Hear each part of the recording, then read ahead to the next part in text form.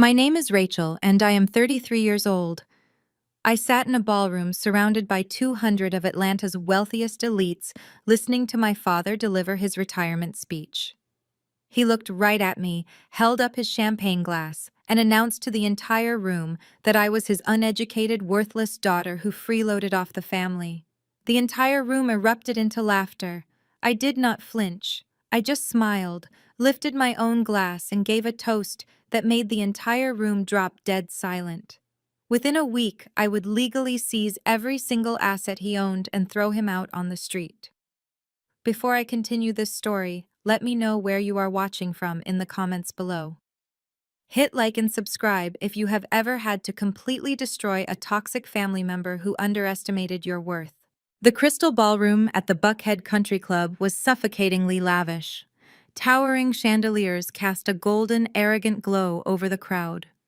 200 of the most influential corporate executives, investors, and socialites in Atlanta were gathered to celebrate the retirement of Richard, my father, and the CEO of Apex Freight.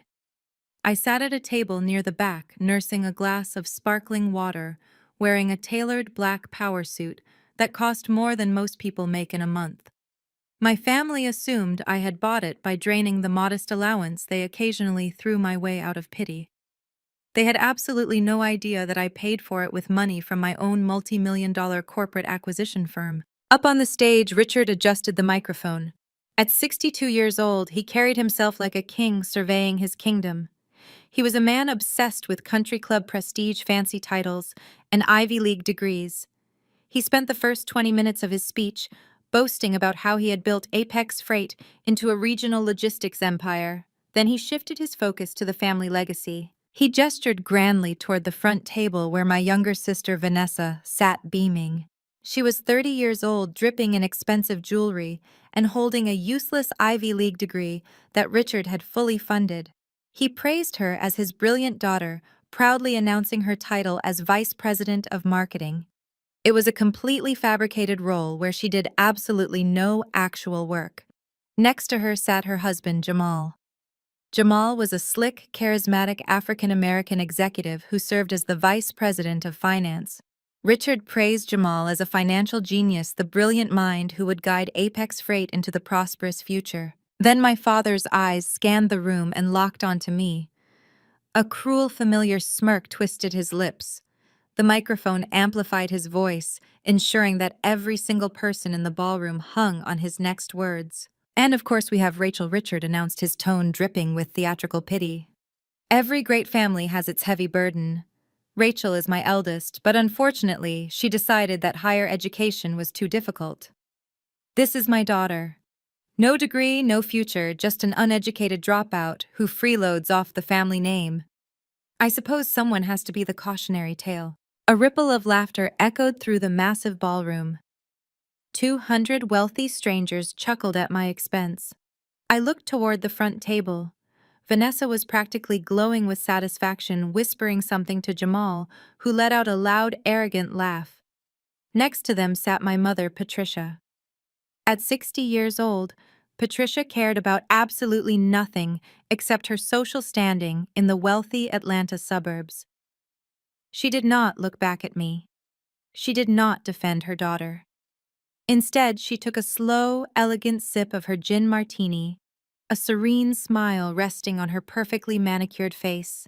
She was thoroughly enjoying the public humiliation. They expected me to shrink into my chair. For 13 years, ever since I dropped out of college at 20, to escape their suffocating conditional love, they had treated me like a pathetic charity case. They assumed I lived in a miserable studio apartment, barely scraping by. They thought my silence at family gatherings was born out of shame. They were so blinded by their own arrogance that they never bothered to look past the surface. They did not know that I had spent the last decade teaching myself corporate finance, building a massive equity firm called Vanguard Holdings entirely in secret, and accumulating a net worth that made Richard's logistics company look like a roadside lemonade stand. I did not cry. I did not look away. I simply pushed my chair back. The harsh scrape of the wooden legs against the marble floor cut through the fading laughter. I stood up slowly, smoothing the front of my tailored suit.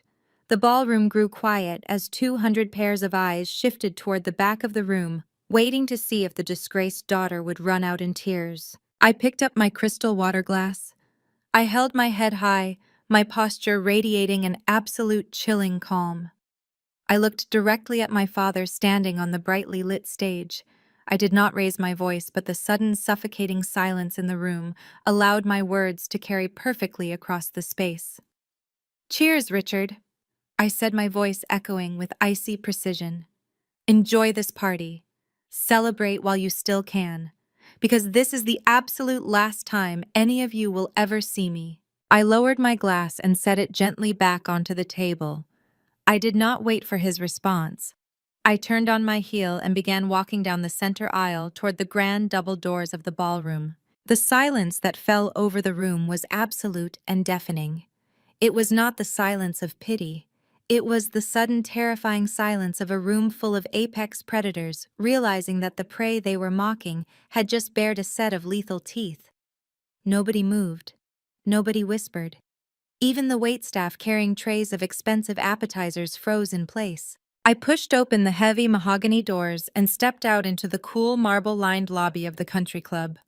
My heart beat in a steady, powerful rhythm. I had just drawn the battle lines. They thought I was walking away in defeat, but I was actually walking straight toward the detonator that would blow their fraudulent, arrogant lives to pieces. I stepped out of the heavy mahogany doors of the Buckhead Country Club and into the thick, humid Atlanta night air. The sudden quiet of the exterior was a welcome relief from the suffocating arrogance of the ballroom. I walked smoothly down the sweeping stone steps toward the valet stand, my heels clicking rhythmically against the pavement. I handed my ticket to the attendant, taking a deep breath of the evening air. I felt completely detached, clinically cold, and absolutely ready for what was about to come. Before the valet could even turn to retrieve my vehicle, the country club doors crashed open behind me. The harsh light from the lobby spilled out onto the driveway, followed immediately by the sharp, frantic clicking of designer stilettos. "Rachel, wait right there." It was Vanessa. My younger sister came storming down the stone steps, her expensive silk gown swishing violently around her ankles. Her face was flushed red with indignation, completely shattering the polished high society image she had been projecting all evening. Right on her heels was Jamal, looking slick and furious in his custom-tailored tuxedo. I turned around slowly, my expression completely impassive. I watched them march up to the valet stand like two spoiled children who had just been denied a toy. "What is wrong with you?" Vanessa shrieked, her voice echoing loudly across the quiet parking lot. A few valets glanced over, their eyes wide, but Vanessa did not care. "You are unbelievable, Rachel. You just had to make a scene, didn't you? You just had to ruin Dad's special night by being dramatic. You cannot stand the fact that we are successful and you are nothing." I looked at my sister, taking in the diamond tennis bracelet sparkling on her wrist and the furious, entitled glare in her eyes. She genuinely believed her own narrative. She thought my calm departure was a tantrum born of jealousy. "I am not being dramatic, Vanessa," I said, keeping my voice perfectly level. "I simply refuse to sit in a room and be insulted by a man who handed you a vice president title just for sharing his last name. Enjoy the party. I am done with this family." Jamal let out a harsh, condescending laugh. He stepped in front of Vanessa, puffing out his chest, attempting to use his physical presence to intimidate me. As the vice president of finance at Apex Freight, Jamal walked around with an unearned superiority complex. He thought he was the smartest man in Atlanta simply because Richard had handed him the keys to the corporate treasury. "You are done with this family," Jamal sneered, shaking his head. "That is hilarious, Rachel. You have never been a part of this family's success. You dropped out of college. You bring absolutely nothing to the table. You are just a bitter, uneducated dropout who cannot handle being in the presence of actual corporate executives." I did not break eye contact. I let his arrogance wash over me, completely unaffected. Jamal reached into his tuxedo jacket and pulled out a designer leather wallet. He snapped it open, his fingers pulling out a crisp $50 bill. He held it up between his index and middle finger, waving it in my face with a mocking, patronizing smirk. "Here," Jamal said, his voice dripping with absolute contempt. He tossed the bill directly at my chest. It fluttered down and landed on the pristine concrete of the valet lane. Go pay for your Uber back to whatever miserable studio apartment you rent on the wrong side of town. Leave the corporate world to the educated adults, Rachel. You do not belong here. I looked down at the $50 bill resting on the ground. I did not bend down to pick it up. I did not shout back or defend my living situation. I simply took one step forward and planted my black stiletto heel directly onto the center of the money, grinding it slightly against the pavement. As I stood there looking at Jamal's smug face, the roar of a high-performance engine shattered the tension. A valet pulled up to the curb, driving a brand-new custom black Porsche. The vehicle gleamed under the country club lights. It was an absolute masterpiece of automotive engineering, complete with custom rims, a flawless leather interior, and a price tag that I knew instantly hovered around $150,000. The valet stepped out and held the door open. Jamal tossed the kid a casual tip. His chest puffed out even further as he turned to open the passenger door for Vanessa. My eyes locked onto the Porsche. I am not just a corporate owner. I am an apex predator in the financial acquisition space. I look at balance sheets all day. I audit massive multinational corporations for a living. My brain immediately began running the numbers, slicing through the illusion of Jamal's wealth with cold, mathematical precision. Apex Freight was a regional logistics firm, and a failing one at that. Based on the preliminary market data my team at Vanguard Holdings had pulled last week, Richard's company was bleeding cash. The profit margins were razor-thin, fuel costs were eating their revenue, and their supply chain contracts were outdated. The base salary for a vice president of finance at a struggling mid-tier logistics firm in Atlanta tops out at maybe $200,000 a year. I looked at Jamal's custom-tailored tuxedo. I looked at Vanessa's $30,000 diamond tennis bracelet. And I looked at the $150,000 Porsche idling at the curb. The math was completely wrong. It did not just fail to add up, it screamed of systemic, catastrophic fraud. A mid-level finance executive at a sinking company cannot afford a lifestyle that mimics a Wall Street billionaire unless the money is coming from an illicit source. Jamal was not just mismanaging my father's company, he was draining it dry. He was embezzling corporate funds to bankroll his extravagant life with my sister, and Richard was far too arrogant and technologically incompetent to notice the cash hemorrhaging from his own accounts. You are looking at the car, Rachel, Jamal taunted, noticing my gaze. Keep dreaming. It takes a real degree in actual business sense to earn something like this. You will never even sit in one. I looked away from the Porsche and met Jamal's eyes. A slow, chilling smile spread across my face. It was the smile of a hunter who has just spotted the fatal weakness in their prey. You are absolutely right, Jamal, I said, my voice eerily calm, carrying a weight that made his smug expression falter for just a fraction of a second. I will never sit in a car like that, but I highly recommend you enjoy the leather seats while you still can. Financial illusions have a very nasty habit of catching up to reality. Before Jamal could respond, a massive black armored SUV pulled smoothly into the valet lane, stopping directly behind the Porsche. The vehicle was completely blacked out, exuding an aura of absolute intimidating power. My private chauffeur, wearing a crisp dark suit, stepped out immediately and opened the rear passenger door for me. Vanessa and Jamal stared at the armored SUV, genuine confusion washing over their faces. This did not fit their narrative of the poor, struggling dropout. I stepped off the $50 bill, leaving it crushed against the concrete. I slid into the luxurious, soundproof interior of the SUV. I did not look back as my chauffeur closed the heavy door, shutting out my family and their fraudulent, arrogant existence.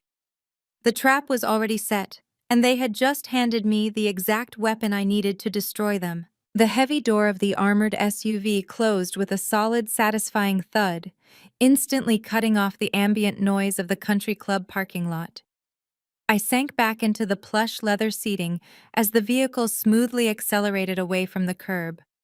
Through the heavily tinted bulletproof glass, I watched Jamal and Vanessa staring after me, their expressions a comical mix of confusion and lingering arrogance.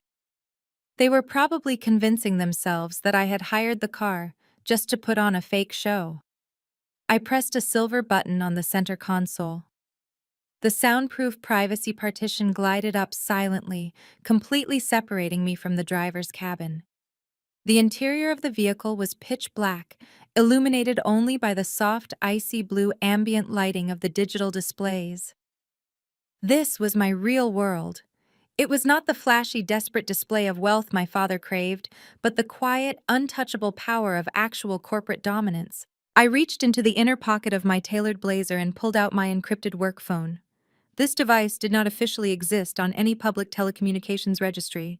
It was a secure line used solely to communicate with the highest-ranking executives within my empire. I bypassed the biometric security screen and tapped a single speed dial contact. The line rang exactly once before being picked up. On the other end was David, the chief legal officer of Vanguard Holdings. David was a 55-year-old legal shark who had spent 3 decades dismantling corrupt corporations and shredding arrogant executives in federal court. He possessed an encyclopedic knowledge of corporate litigation and was absolutely loyal to me. He did not care that I lacked an Ivy League degree. He only cared that I had a mind like a steel trap and a flawless track record of orchestrating highly profitable corporate acquisitions. "Good evening, Rachel." David's deep, gravelly voice echoed through the secure speakerphone. "I assume the retirement party was just as insufferable as we predicted." "It was entirely predictable, David," I replied, my voice stripped of the polite restraint I had used outside. Richard gave a lovely speech to 200 people about my lack of education. Jamal threw a $50 bill at my feet and told me to leave the corporate world to the adults. And Vanessa is still pretending she knows how to read a basic balance sheet. But none of that matters right now. I need an immediate tactical status update on the Apex Freight acquisition. Where exactly are we standing? I heard the rustle of heavy cardstock as David opened a physical dossier on his desk. "We have them completely cornered, Rachel. The preliminary financial audits we ran through our shell corporations paint a very grim picture for your father. Apex Freight is effectively drowning in secret, highly leveraged debt. Their operational costs have skyrocketed due to terrible management. Their regional logistics contracts are bleeding cash daily, and their primary commercial credit lines are completely maxed out. Richard is desperately looking for a financial lifeline. He has absolutely no idea that Vanguard Holdings is the massive entity reaching out to buy him, and he certainly has no idea that you are the founder and sole owner of Vanguard." "And what about Jamal?" I asked, recalling the gleam of the $150,000 Porsche idling in the valet lane. "Is he managing the acquisition negotiations on their end?" "Jamal is leading the charge," David confirmed with a dark, knowing chuckle. "He is acting like a Wall Street hotshot, practically begging our proxy representatives to finalize the buyout. He is currently pitching Apex Freight at a $20 million valuation. It is a completely fabricated number based on manipulated revenue projections and fraudulent inventory reports, but Richard seems to believe every single word Jamal tells him. They are pushing for a rapid close by next Monday. They want the massive cash payout before their commercial creditors realize the company is functionally insolvent."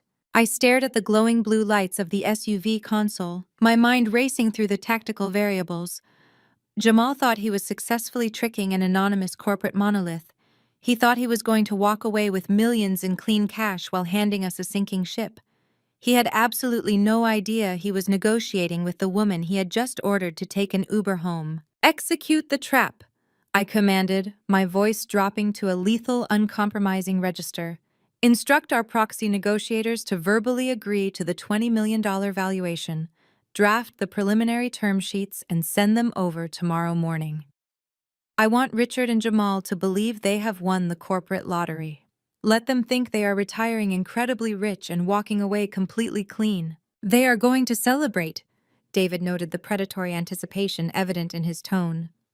"They will likely pop expensive champagne the second the term sheet hits their inbox."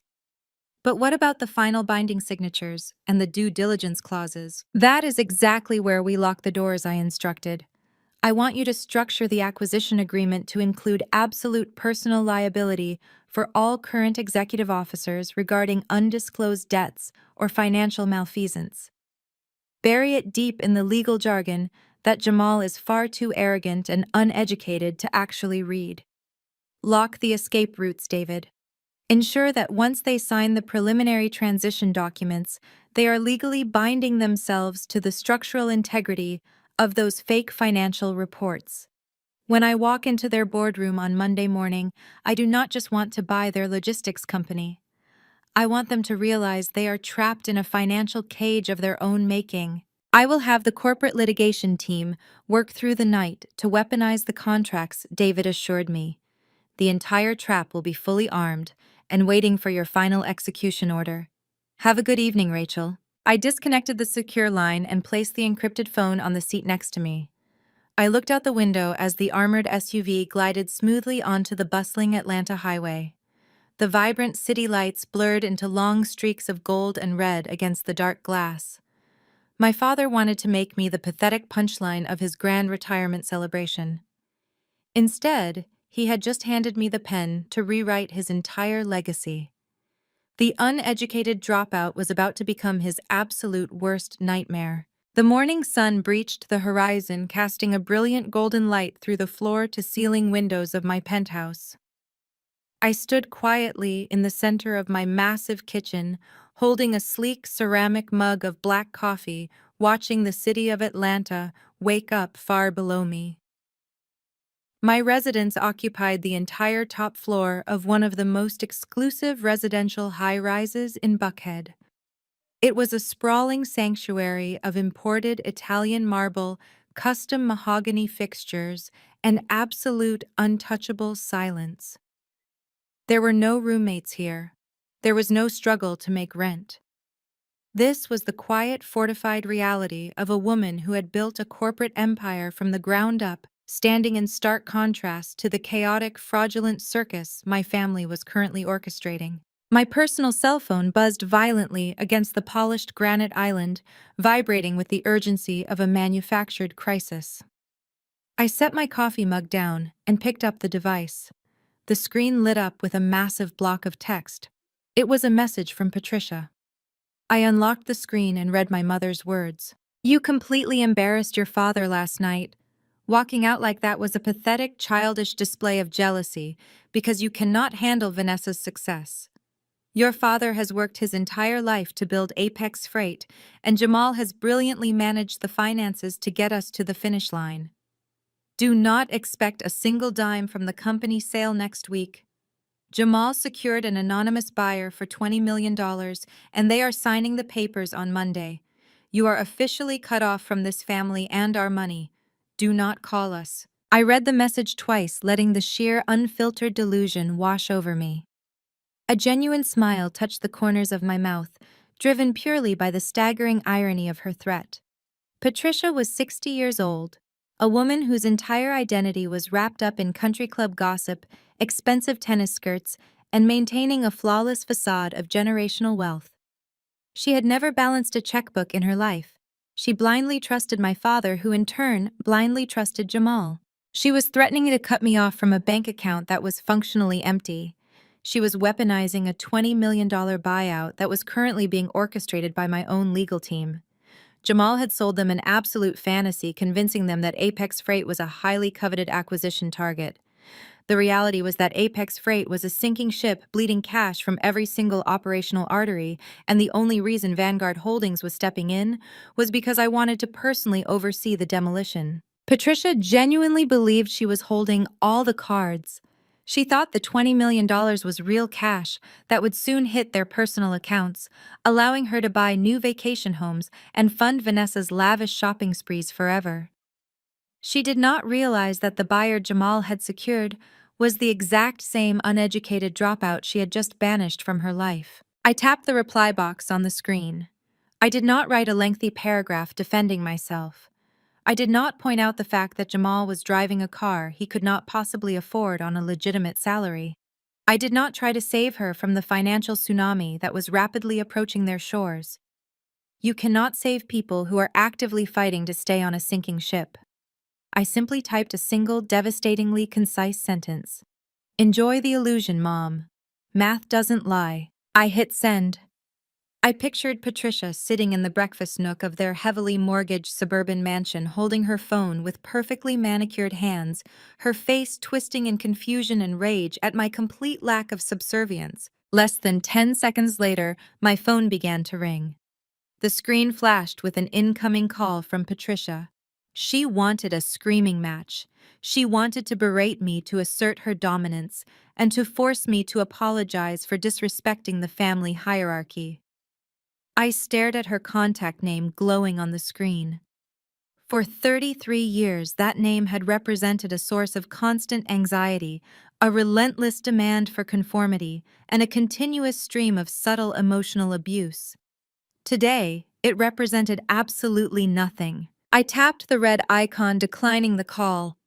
I opened her contact settings, scrolled to the very bottom of the menu, and pressed block caller. I felt a profound, heavy weight lift from my shoulders. The boundary was officially set, and it was forged in titanium. They could not threaten me, they could not insult me, and they could not access me. They were sealed inside the pressure cooker of their own fraudulent existence, and I was holding the only release valve. I placed my phone into my leather briefcase and grabbed my keys. I walked out of my penthouse and stepped into my private elevator, pressing the button for the subterranean executive garage. It was time to shift from the discarded daughter into the chief executive officer. My armored black SUV was waiting for me, the engine already idling quietly. My chauffeur opened the door and I slid into the back seat. I directed him to Vanguard headquarters in the heart of the financial district.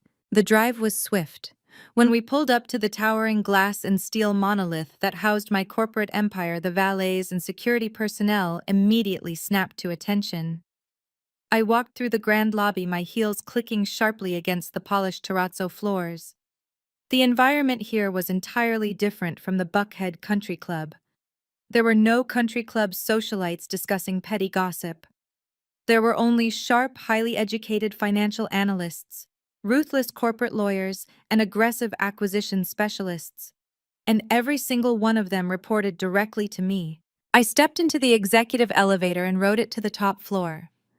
The doors slid open to reveal the war room, a massive glass-walled conference space equipped with state-of-the-art digital projection screens and secure data terminals.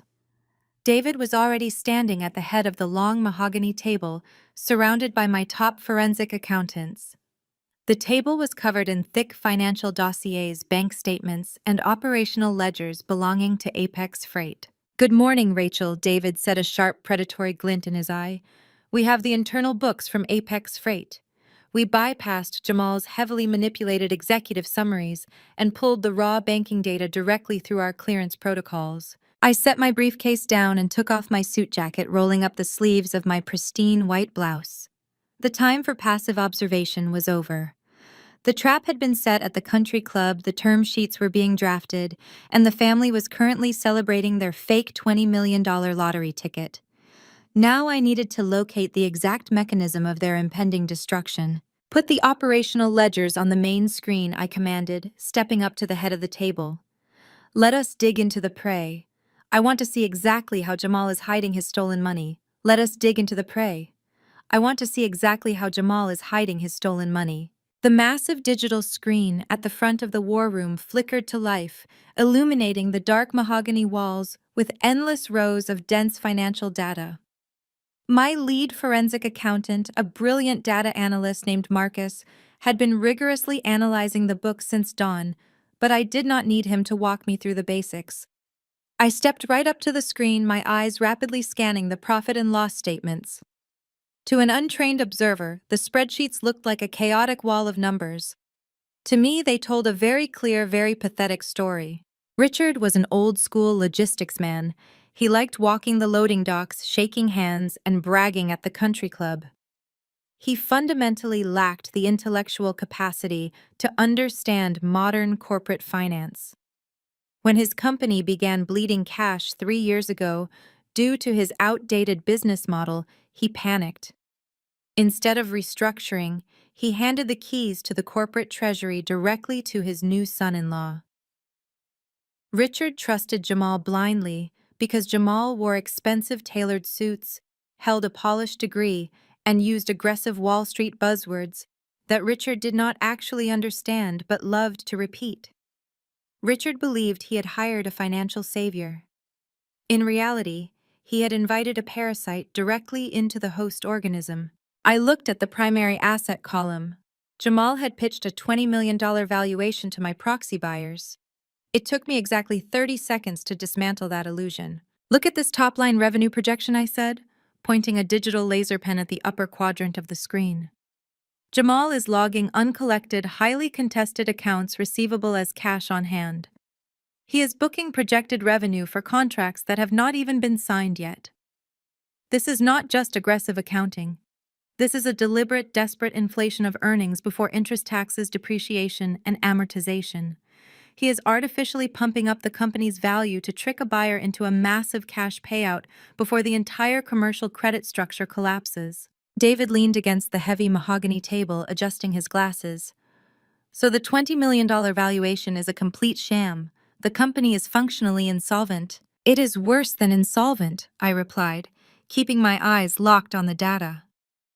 Mismanagement explains a failing business, but mismanagement does not pay for a $150,000 custom Porsche. Filter the accounts payable for the last 36 months. I want you to isolate all third-party subcontractor disbursements exceeding $50,000. The forensic accountant's fingers flew across his keyboard.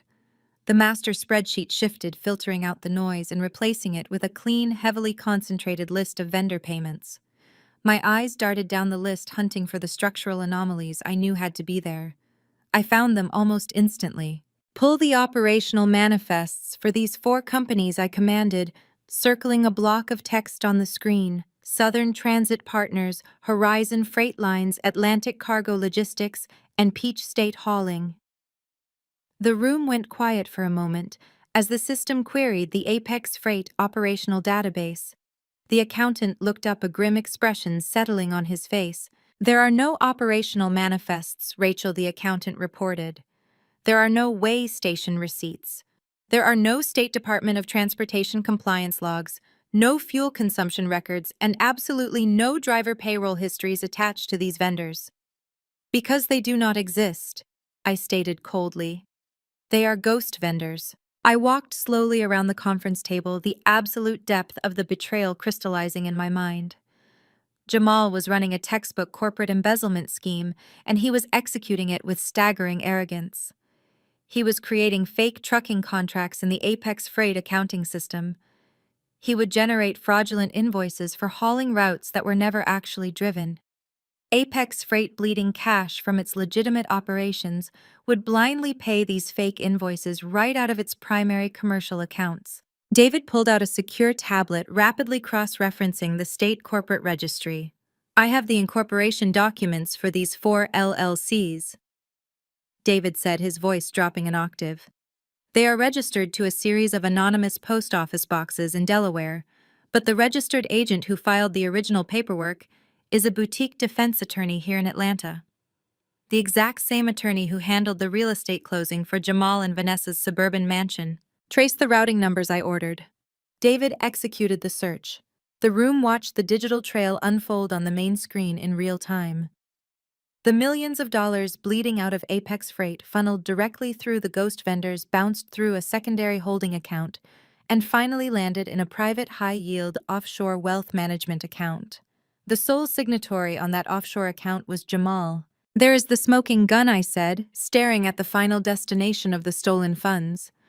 There is the custom Porsche. There is Vanessa's $30,000 diamond tennis bracelet. There is the luxury trip to the Maldives she loves to brag about on social media. Jamal is not just a terrible vice president of finance. He is a predator. He has been systematically siphoning off the lifeblood of my father's company to bankroll his extravagant, fraudulent lifestyle. How much has he taken? David asked. The forensic accountant ran the final calculation. Based on the fraudulent invoice history over the last 36 months, Jamal has successfully embezzled roughly $4.2 million. I let the number hang in the air. $4.2 million. While my father was standing on a stage mocking my lack of a college degree, his educated genius son-in-law was robbing him absolutely blind. Jamal had manufactured a massive hidden debt crisis that Richard was entirely oblivious to.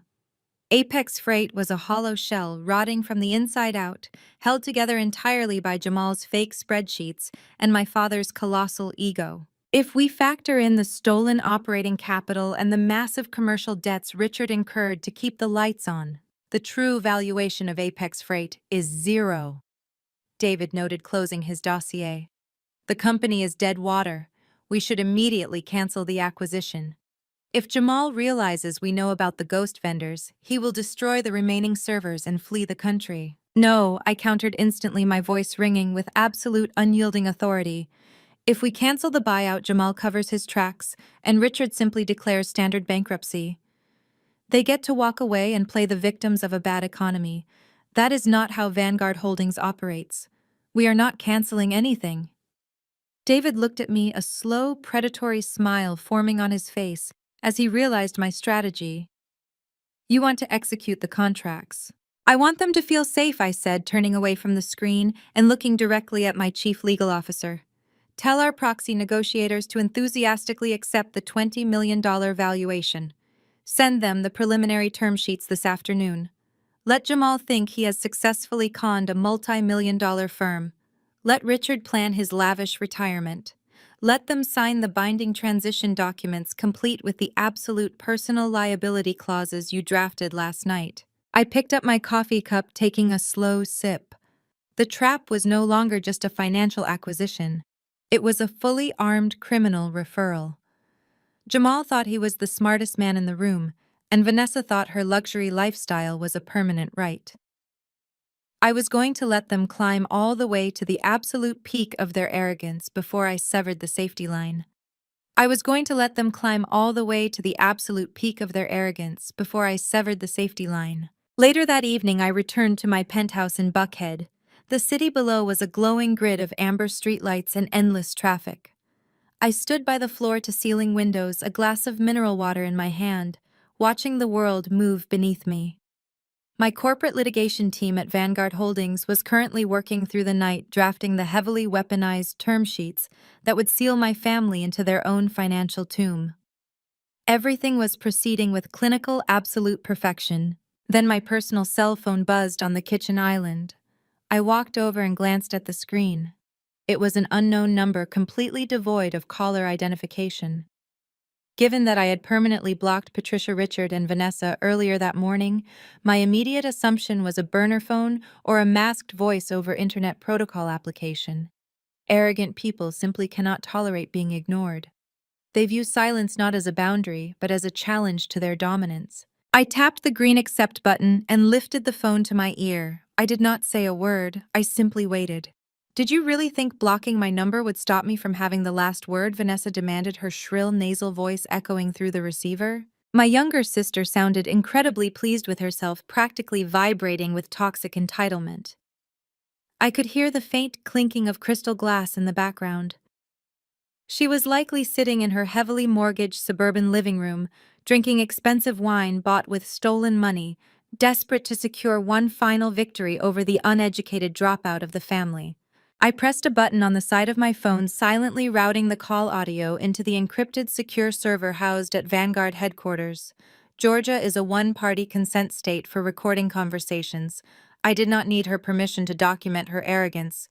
I just needed her to keep talking. I did not block you to silence you, Vanessa, I replied, my voice completely devoid of emotion. I blocked you because you are no longer relevant to my life. That is hilarious. Vanessa scoffed, her tone dripping with absolute condescension. You are just embarrassed. You are humiliated because Dad told the entire country club the absolute truth about you. You bring nothing to this family. But I called to give you some good news, Rachel. We are officially selling Apex Freight for $20 million next week. Jamal single-handedly orchestrated the entire buyout.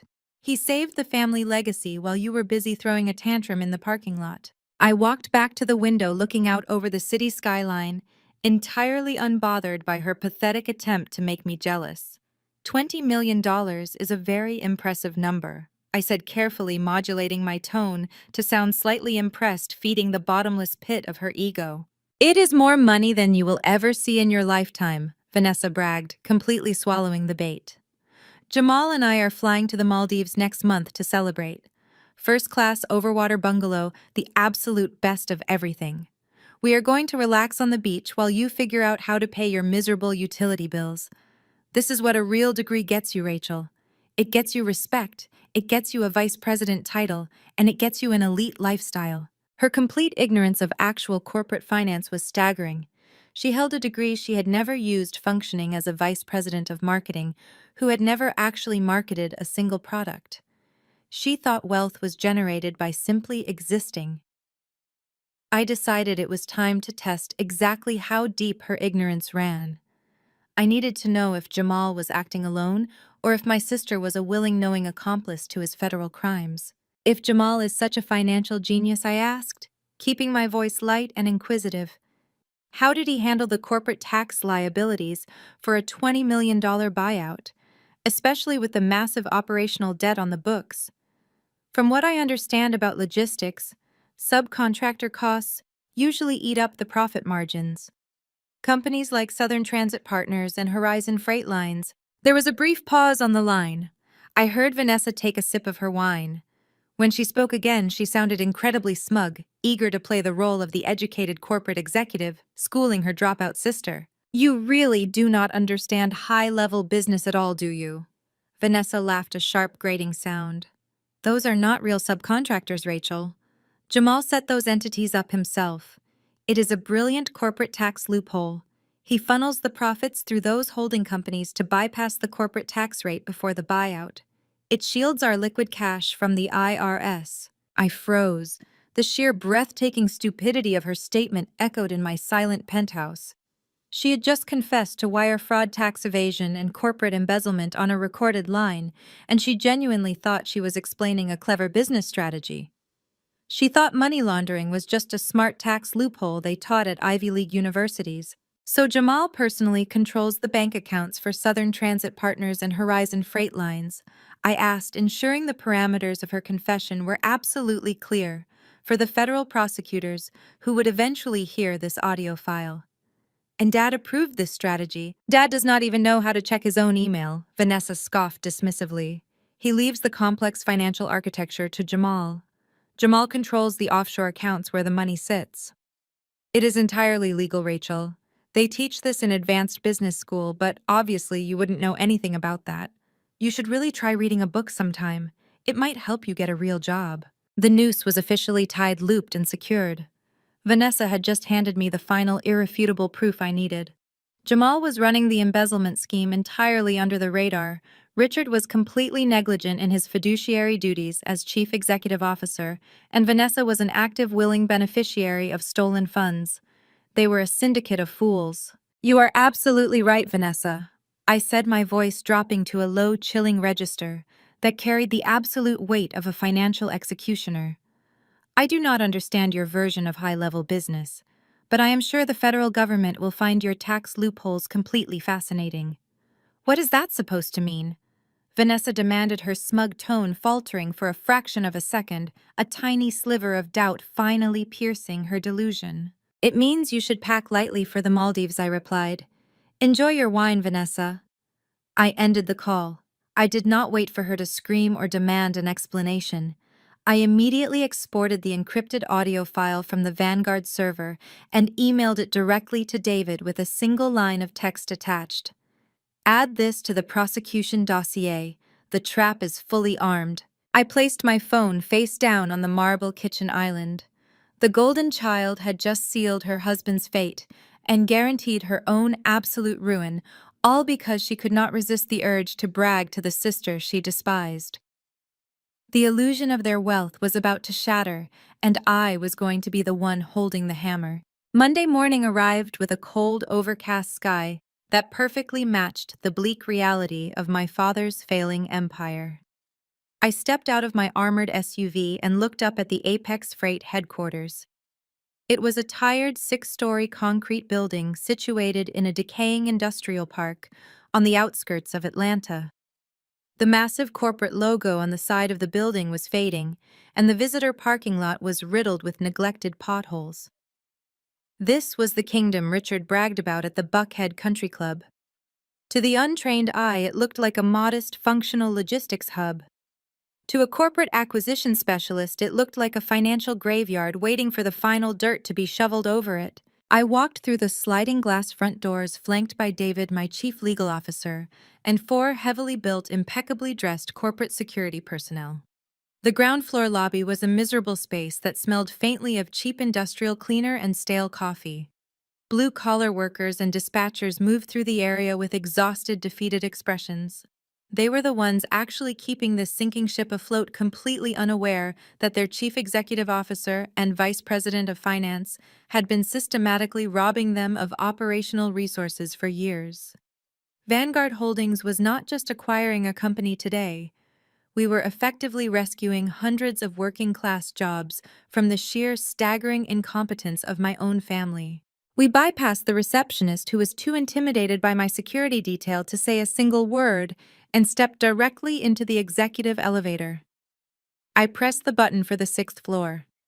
David stood beside me, clutching a massive 500-page, leather-bound acquisition dossier against his chest. Inside that binder were the fully executed, digitally signed transition documents Jamal had eagerly authorized on Friday afternoon.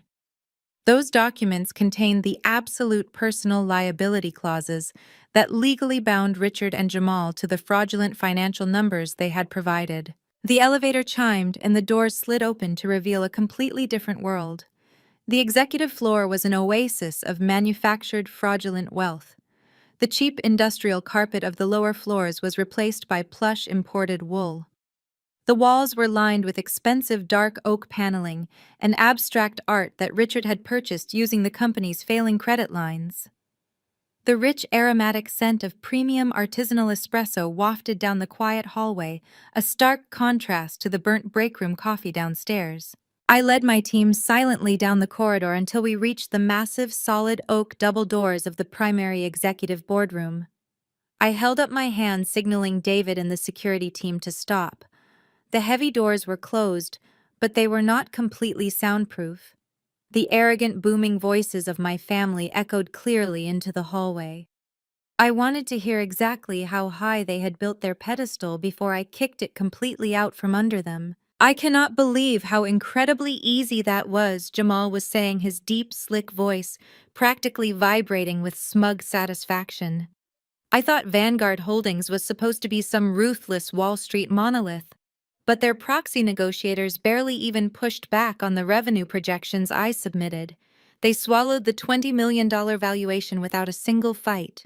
Jamal let out a loud, triumphant laugh. I pictured him leaning back in one of the plush leather executive chairs wearing a custom-tailored suit, paid for by his ghost vendors, sipping espresso and congratulating himself for pulling off the corporate heist of the decade. "Because you are a genius," Jamal Richard replied, his tone heavy with absolute paternal pride. "I always knew bringing you into the family business was the right move. You navigated this buyout perfectly. We are walking away clean. The commercial debts will be Vanguard's problem, and we are going to enjoy a very comfortable retirement. You saved this family's son." There was a brief pause accompanied by the distinct clinking of fine porcelain coffee cups. Then Vanessa chimed in. "It is just so satisfying." Vanessa sighed happily, her voice dripping with toxic entitlement. "After all the stress we have dealt with, we finally get our massive payout. I was looking at the overwater bungalows in the Maldives this morning. I think we should upgrade to the private reserve suite. We can absolutely afford it now." "You can book whatever you want," baby Jamal told his wife affectionately. "The wire transfer for the initial $10 million buyout phase should hit our primary accounts by noon today, right after these Vanguard executives finally show up and shake our hands." The sheer, breathtaking delusion was almost difficult to listen to.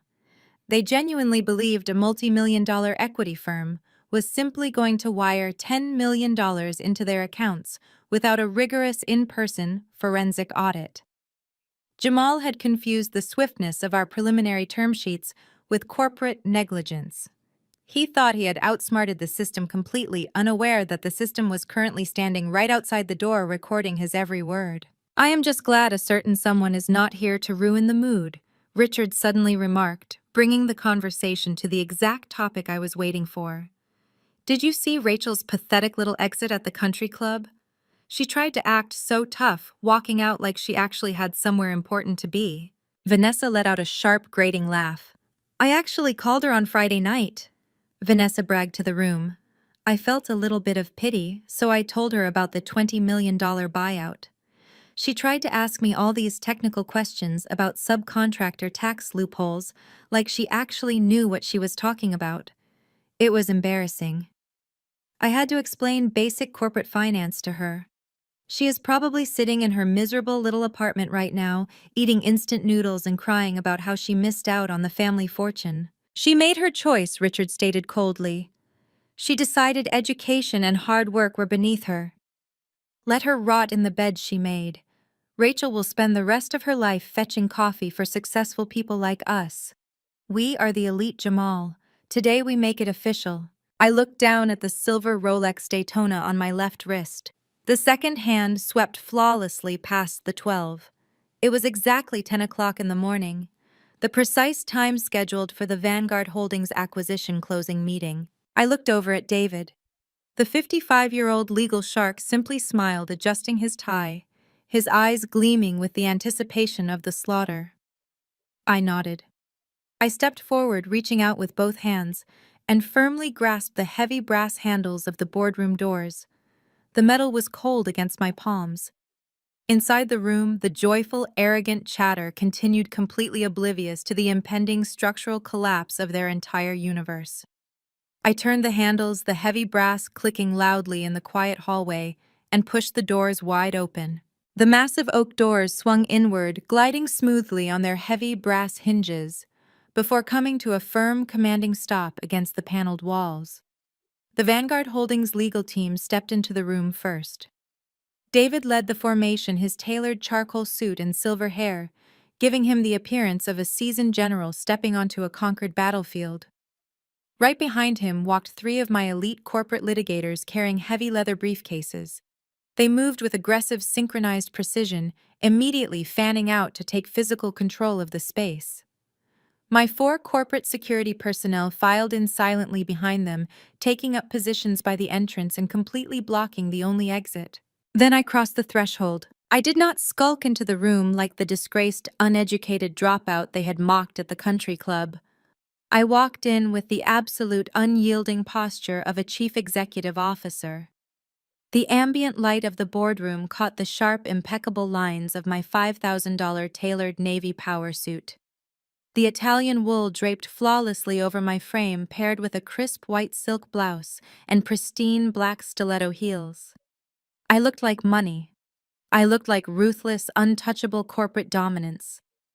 I walked past the empty leather chairs and stopped at the opposite end of the long mahogany table, directly facing my family. The transition in the room was instantaneous and incredibly satisfying. The joyful, arrogant chatter died in their throats. The clinking of the fine porcelain coffee cups ceased entirely. Richard was sitting at the head of the table, his coffee cup frozen halfway to his mouth. Jamal was leaning back in his chair, his custom suit jacket unbuttoned, his legs crossed in a posture of supreme arrogance. Vanessa was perched next to him, scrolling through luxury resort photos on her phone. As their eyes registered my presence, the shock on their faces rapidly morphed into deep, visceral annoyance. They looked at the team of men in suits surrounding me, completely failing to process the reality of the situation. Their brains simply could not connect the imposing legal team with the daughter they despised. Richard slammed his coffee cup down onto its saucer, spilling dark espresso onto the polished wood. He pushed his chair back and stood up, his face flushing a deep, angry crimson. He projected his chest forward, trying to summon the fading authority of his CEO title. "Rachel, what is the meaning of this?" Richard demanded, his voice echoing sharply in the quiet room. He barked a harsh, condescending laugh, shaking his head in disbelief. "Who let you pass security? Are you fetching coffee for the buyers? Because this is a restricted executive floor. You cannot just sneak in here to throw another tantrum." Vanessa dropped her phone onto the table, glaring at me with absolute venom. "You are unbelievable," she hissed, her voice rising in pitch. "I told you on the phone last night that we are closing a $20 million deal today. Are you really so desperate for attention that you hired actors to barge in here and ruin our meeting? Get out before I call the police and have you arrested for trespassing. I did not say a single word. I simply stood there, my hands resting lightly on the edge of the mahogany table, my expression carved from absolute ice. I let them dig their graves deeper. I wanted to hear every single insult they had left in their arsenal before I vaporized their entire existence. Jamal stood up next, buttoning his suit jacket. He tried to project the alpha male dominance he believed his vice president title afforded him. He pointed a manicured finger directly at my face. "Listen to me very carefully, Rachel." Jamal sneered, his tone dripping with toxic superiority. "Vanguard Holdings executives are walking through those doors any minute now. We are executing a massive, highly sensitive financial acquisition. This is the real corporate world, not whatever fantasy you live in. You are trespassing on a secure commercial property. Take your little entourage and leave right now, or I will personally have security drag you out through the lobby."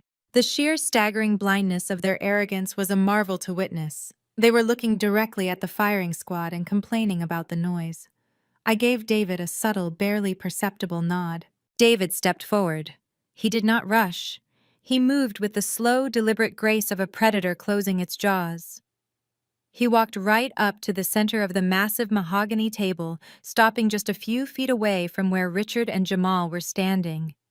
He lifted the heavy 500-page leather-bound acquisition dossier he had been carrying against his chest. He held it suspended in the air for a fraction of a second, ensuring all their eyes were locked onto it. Then David brought it down. He slammed the massive binder onto the solid wood table with terrifying force. The loud, violent thud echoed through the boardroom like a gunshot. Dust motes danced in the air beneath the heavy chandeliers. Richard physically jumped, his eyes darting from the binder to David's hardened, uncompromising face.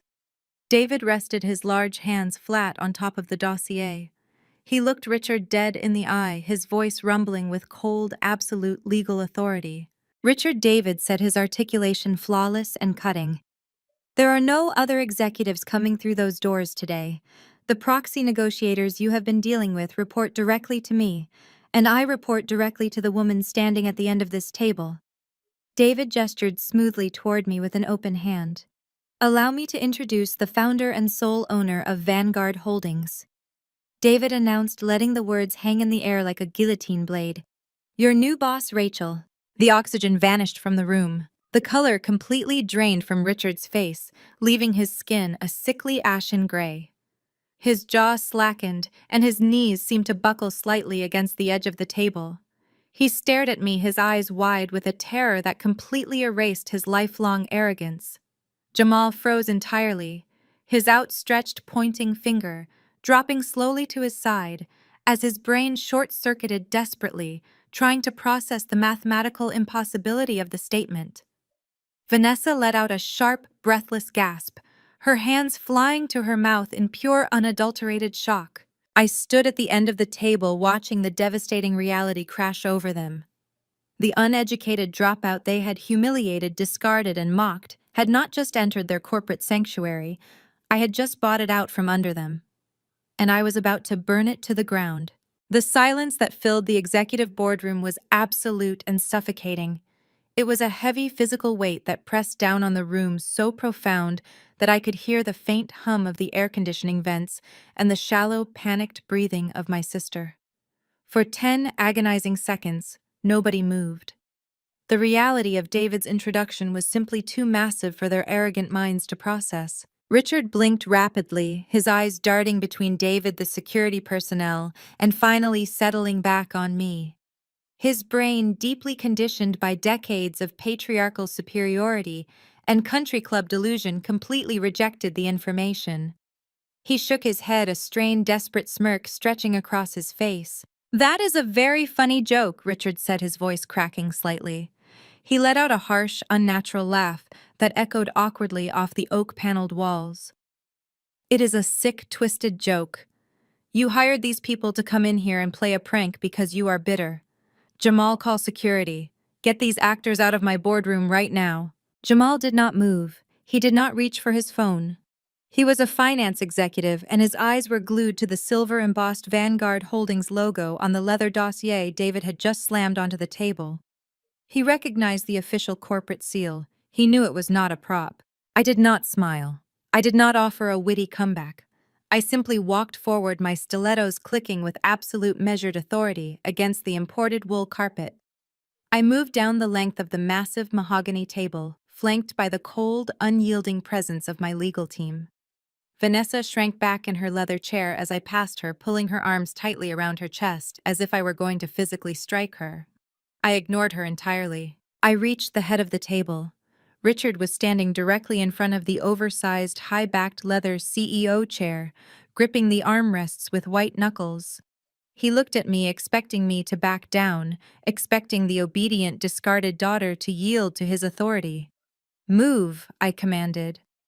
My voice was not loud, but it resonated with a lethal, absolute command that left zero room for negotiation. Richard opened his mouth to argue, his face flushing with a renewed surge of indignity. "This is my chair," he sputtered. "This is my company." "It was your company," I corrected him flawlessly. As of Friday at 4 in the afternoon, Vanguard Holdings acquired a majority controlling interest in Apex Freight. You digitally signed the transition documents yourself. You surrendered the throne. Now step away from my chair. David took a single purposeful step forward, his physical presence looming over my father. Richard looked at the towering legal shark, looked at the 4 armed corporate security guards blocking the exit, and finally looked into my eyes. What he saw there completely broke his resistance. There was no daughter looking back at him. There was only a ruthless corporate owner executing a hostile takeover. Richard swallowed hard, his hands trembling as he released his grip on the leather armrests. He took a clumsy, defeated step to the side, completely surrendering the physical symbol of his power. I smoothly pulled the heavy chair back and took my seat at the head of the boardroom table. I arranged my posture perfectly, claiming the space with effortless dominance. David stepped up beside me and slid the massive 500-page acquisition dossier across the polished wood, positioning it directly in front of me. I unclasped the heavy leather binding and flipped the cover open. The crisp sound of the heavy parchment paper turning echoed sharply in the quiet room. "You mocked me for lacking a degree, Richard." I began, my voice cold and surgical, as I stared at the top page of the executed contract. "You stood on a brightly lit stage in front of 200 people and declared that I had no future because I did not hold a piece of paper from a university you paid for. You based your entire perception of my worth on country club aesthetics and empty titles." I looked up, meeting his terrified gaze. He was breathing heavily, his hands stuffed into his suit pockets to hide their shaking. "But I did not need a piece of paper to build a $500 million equity firm." I continued, delivering the devastating truth with rhythmic precision. "While you were busy playing golf and bragging about a logistics company, you did not actually understand I was teaching myself global finance. I was orchestrating multinational acquisitions.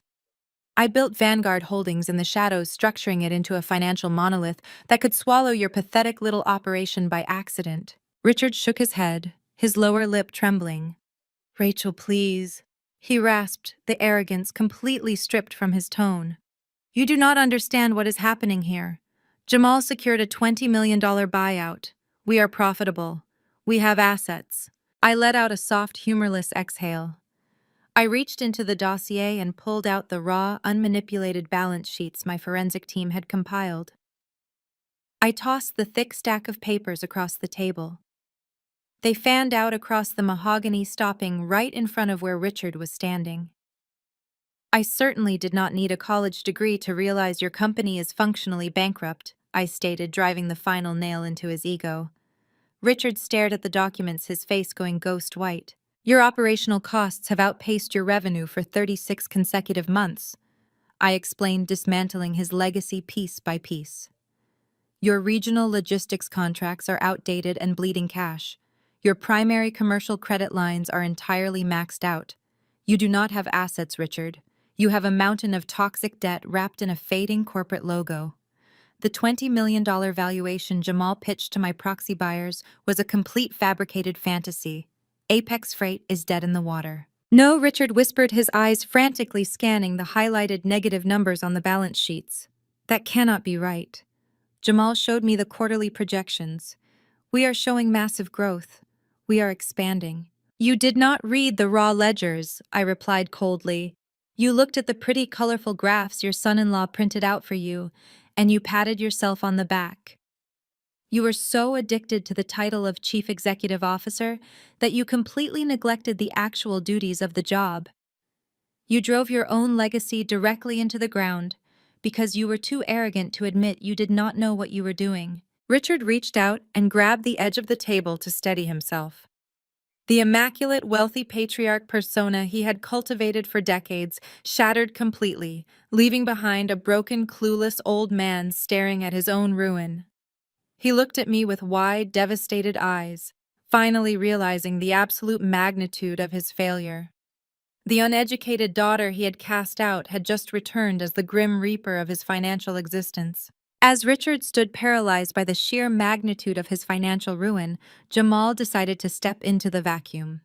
He was a man who had built his entire identity on the illusion of being the smartest person in any given room. He simply could not accept that an uneducated college dropout had outmaneuvered him. He smoothed the lapels of his custom-tailored suit, cleared his throat, and attempted to reclaim his smooth, authoritative cadence. "Look, let us remain objective here, Rachel," Jamal said, injecting his tone with a patronizing corporate calmness. He stepped away from his chair, gesturing with open hands as if he were explaining a simple concept to a confused intern. "You have a team of expensive lawyers and some very aggressive spreadsheets, but you are fundamentally misunderstanding the macroeconomic headwinds we have been navigating.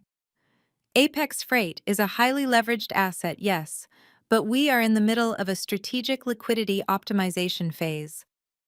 If we restructure the mezzanine debt and leverage the operational synergies I have mapped out for Q4, the $20 million valuation is completely justified.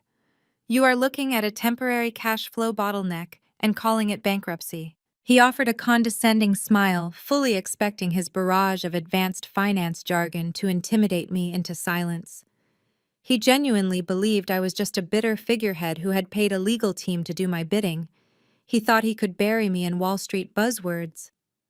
I let out a slow, perfectly measured breath. I did not raise my voice. I did not need to. "You are using mezzanine debt as a buzzword to cover up gross insolvency, Jamal," I replied, my voice slicing through his bravado like a scalpel. "You do not have operational synergies. You have a failing supply chain.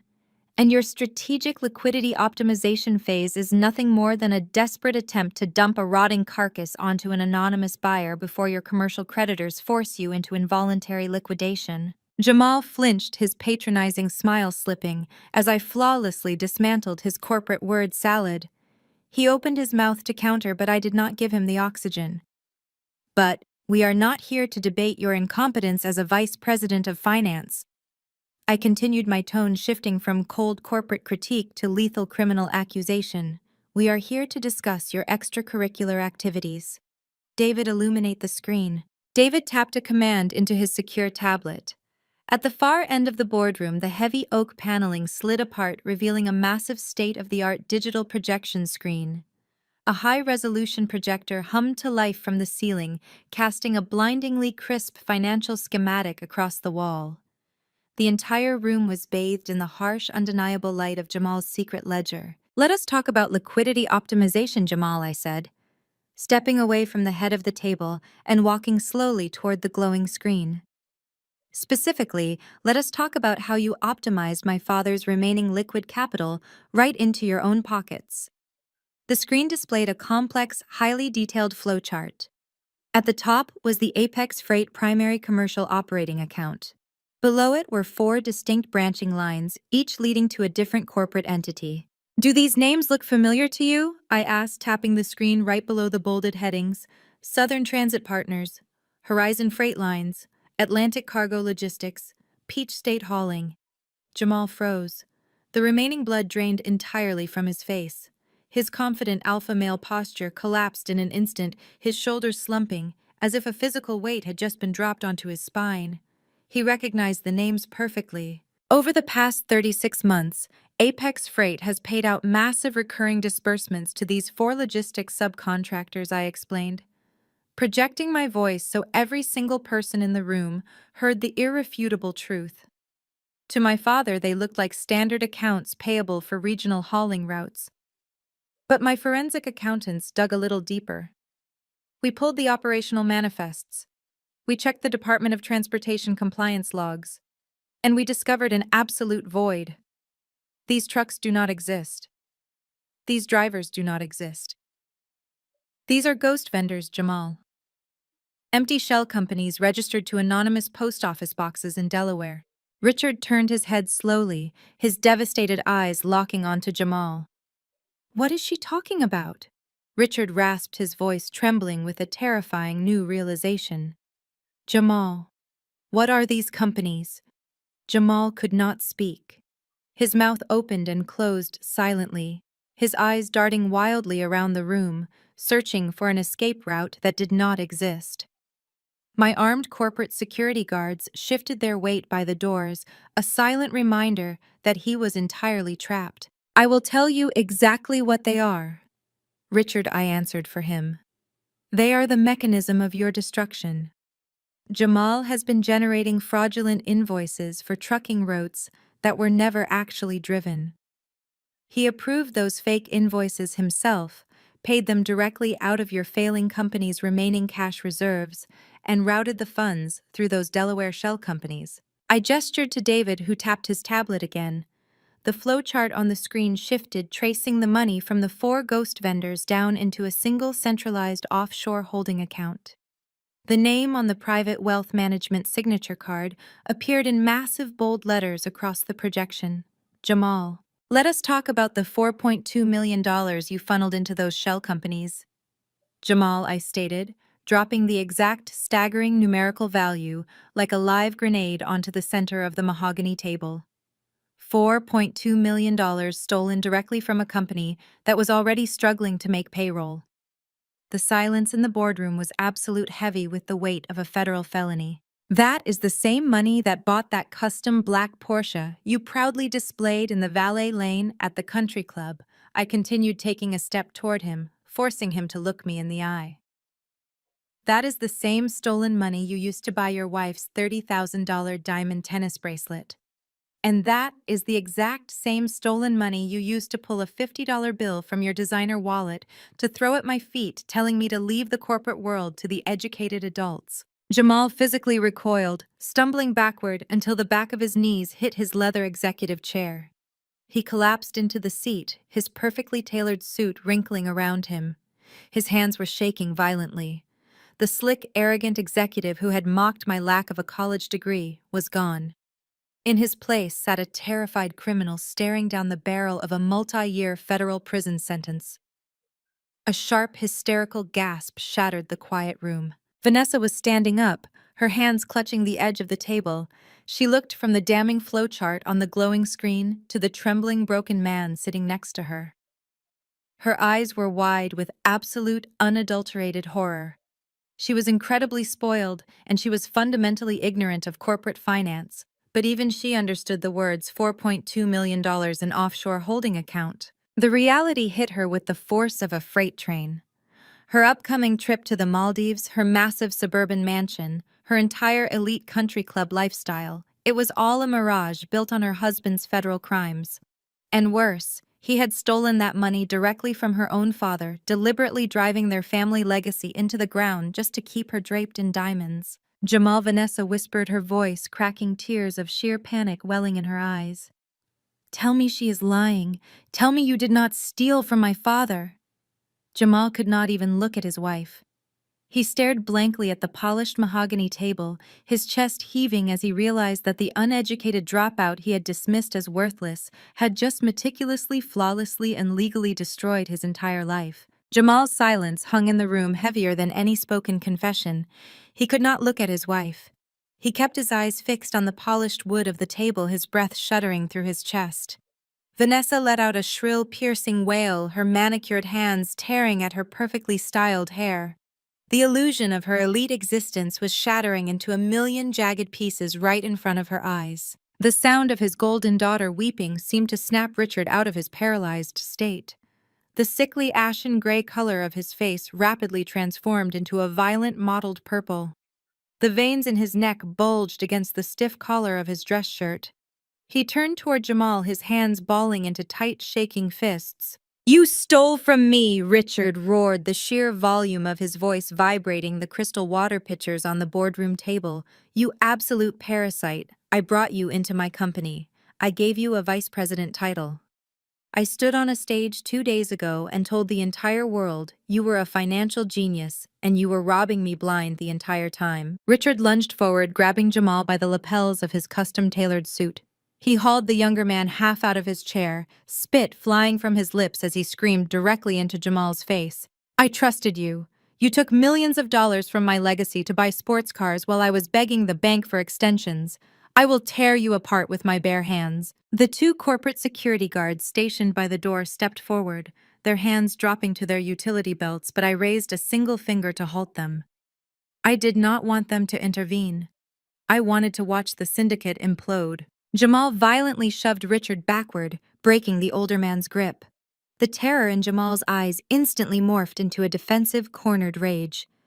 The smooth, respectful son-in-law persona completely evaporated, replaced by the vicious opportunist he truly was. "Do not you dare play the victim, Richard!" Jamal screamed back, his voice echoing off the oak panels. "You are a dinosaur. Your business model was dead 5 years ago. You were hemorrhaging cash long before I ever got access to the treasury. You did not know how to negotiate a modern supply chain contract, and you did not even know how to open a basic spreadsheet." Jamal pointed a shaking finger at Richard, his chest heaving. "I kept this pathetic company alive on paper. I generated the fake projections that kept the commercial creditors from foreclosing on your house 2 years ago. Yes, I took my cut. I took what I deserved for carrying your dead weight. You were just too stupid and outdated to notice the money was gone." Richard stumbled back as if he had been physically struck, gasping for air. Before he could respond, Vanessa threw herself into the center of the chaos. "You ruined my life!" Vanessa shrieked at Jamal, tears streaming down her face, completely destroying her expensive makeup. She started hitting Jamal in the chest with her fists, completely unhinged. "What about the country club? What about my friends? My entire life is built on that money. You promised me we were rich. You promised me the Maldives. You are going to federal prison and they are going to take everything from me." Jamal grabbed her wrists, roughly pushing her away. "Grow up, Vanessa," he snapped cruelly. "You spent that stolen money faster than I could launder it. You loved the diamonds and the cars, and you never once asked how a regional logistics manager could afford them. You are just as guilty as I am." The perfect elite golden family was tearing itself apart in a frenzy of greed, blame, and sheer panic. They were feral animals fighting over the scraps of a rotting carcass. I stood at the head of the table, my hands resting calmly on the leather binder, watching the spectacle with absolute clinical detachment. For 33 years, they had presented a united front of flawless superiority, completely bonded by their shared disdain for me. But loyalty bought with stolen money is no loyalty at all. The absolute second the funding dried up, they devoured each other. The screaming match reached a fever pitch. Richard was threatening to call the police on his own son-in-law. Jamal was shouting that he would testify against Richard for corporate negligence. Vanessa was sobbing hysterically, sinking to her knees on the imported wool carpet. I had seen enough. I lifted my right hand and brought my palm down flat against the solid mahogany table. The sharp, violent crack of my hand against the wood severed the chaos like a blade. The screaming stopped instantly. Richard, Jamal, and Vanessa froze, their heads snapping toward me. The heavy silence rushed back into the room, leaving them panting and staring at the uneducated dropout who was currently dictating their reality. "You are all entirely missing the point," I said, my voice dropping to a low, lethal register that demanded absolute attention. "You are fighting over a $20 million buyout that no longer exists." Richard blinked, wiping the sweat from his forehead. "What do you mean it no longer exists?" "We signed the term sheets. You have to honor the acquisition. You cannot just cancel a corporate buyout." "I can, and I just did," I replied smoothly. Vanguard Holdings does not pay a $20 million premium for a highly leveraged crime scene. Due to the massive liabilities Jamal created, the offshore embezzlement, and the catastrophic operational debt you completely failed to manage, the valuation of Apex Freight has been aggressively adjusted. I looked over at David. He pulled a single crisp sheet of paper from his briefcase and slid it down the table. It came to a stop directly in front of Richard. "There is no cash payout," I stated, staring directly into my father's terrified eyes. "Vanguard Holdings is acquiring Apex Freight for exactly $1 plus the assumption of your toxic commercial debt. $1. The words hung in the air, a final crushing verdict. I was not just taking their company. I was stripping them of every single cent they thought they were getting, leaving them with absolutely nothing but the clothes on their backs and the catastrophic consequences of their own arrogance. I was not just taking their company. I was stripping them of every single cent they thought they were getting, leaving them with absolutely nothing but the clothes on their backs and the catastrophic consequences of their own arrogance." Richard stared down at the crisp white sheet of paper resting on the mahogany table. His eyes locked onto the bold black ink displaying the purchase price of $1. The concept completely broke his mind. He had walked into this room expecting to be crowned a $20 million victor. He had planned to spend his afternoon browsing luxury real estate listings for a retirement home in Florida. Instead, he was looking at the absolute undeniable evaporation of his entire net worth. He snapped his head up, his face contorting into a mask of desperate, furious denial. He slammed his fist onto the table. "You cannot do this!"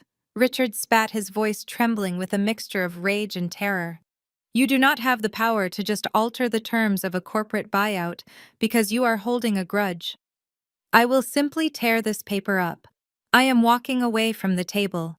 I am still the chief executive officer of this company, and I am officially canceling this acquisition. We will find another buyer."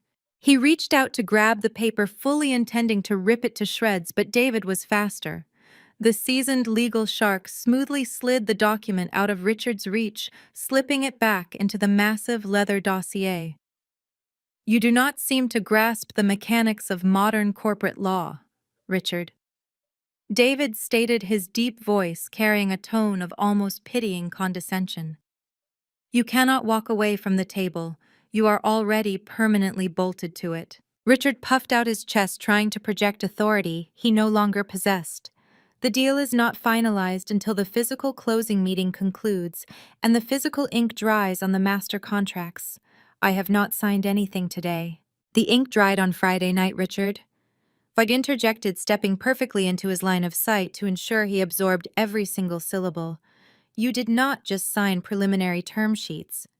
In your absolute blinding greed to secure the cash payout before your commercial creditors realized you were insolvent, you and Jamal authorized the binding digital transition documents. You executed the electronic signatures at exactly 4 in the afternoon." Jamal's head snapped up. His eyes widened as the lethal reality of his own aggressive negotiation tactics finally caught up to him. He had pushed the Vanguard proxy buyers for an expedited, fully binding digital close to ensure the money would be locked in before the weekend. He had unknowingly built the exact cage he was now trapped inside. Those digital signatures included absolute personal liability clauses and irrevocable transfer of ownership rights. I continued, my voice echoing with crushing finality. "As of Friday night, Apex Freight ceased to be your property. As of this morning, Apex Freight is officially a wholly owned subsidiary of Vanguard Holdings. I own the building we are standing in. I own the desks you sit at.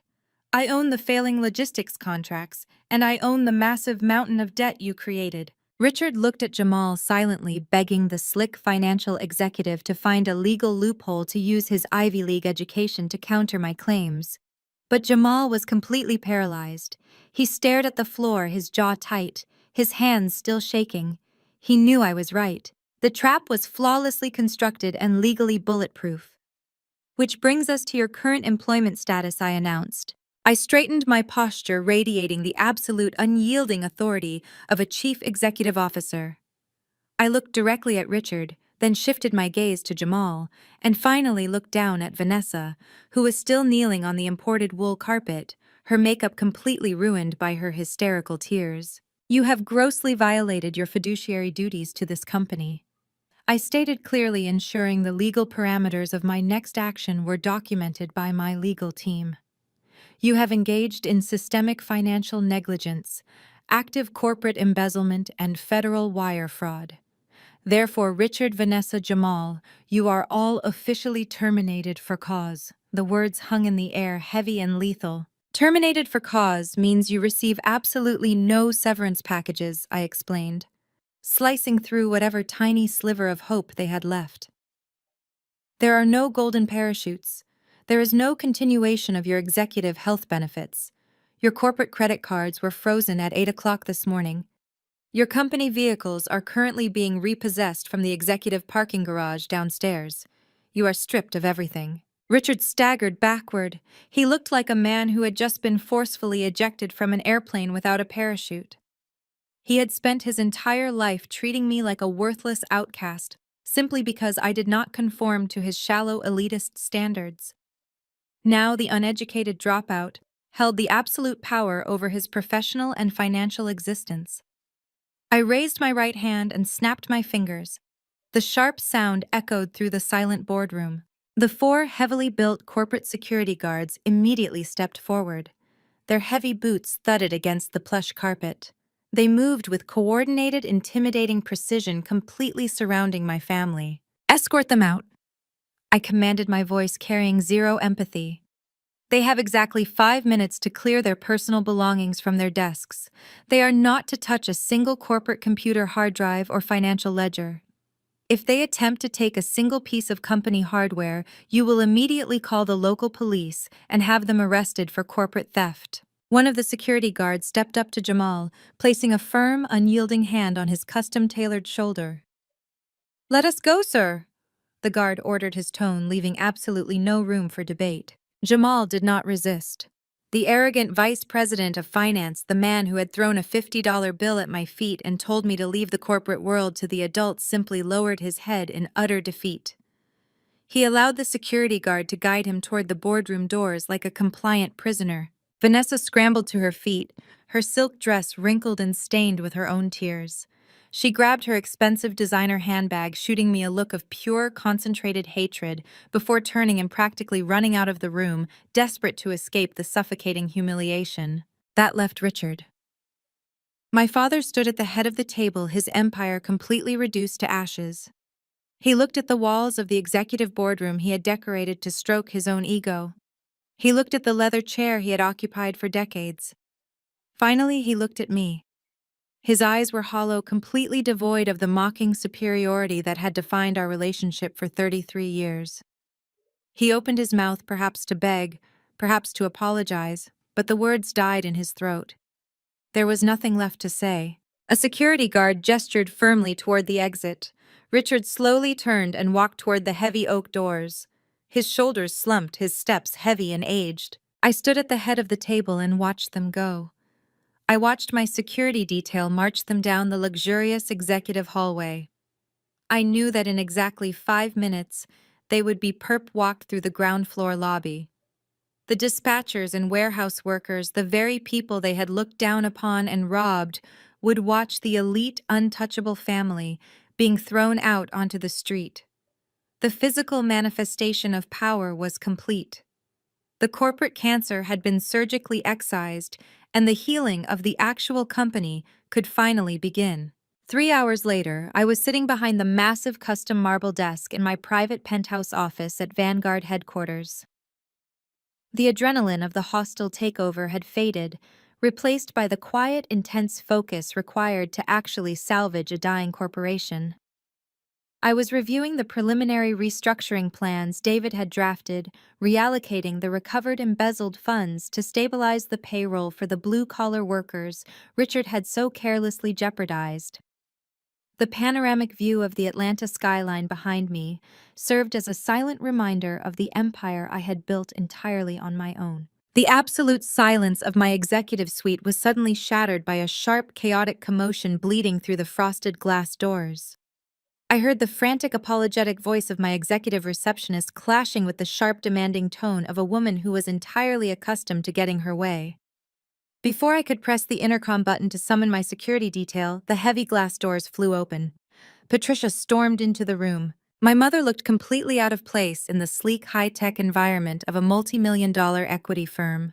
She was dressed for a casual Tuesday at the Buckhead Country Club, wearing a pristine white tennis skirt, a designer pastel cardigan draped over her shoulders, and oversized luxury sunglasses pushed back into her perfectly highlighted hair. But the confident, arrogant aura she had projected at the retirement party was entirely gone.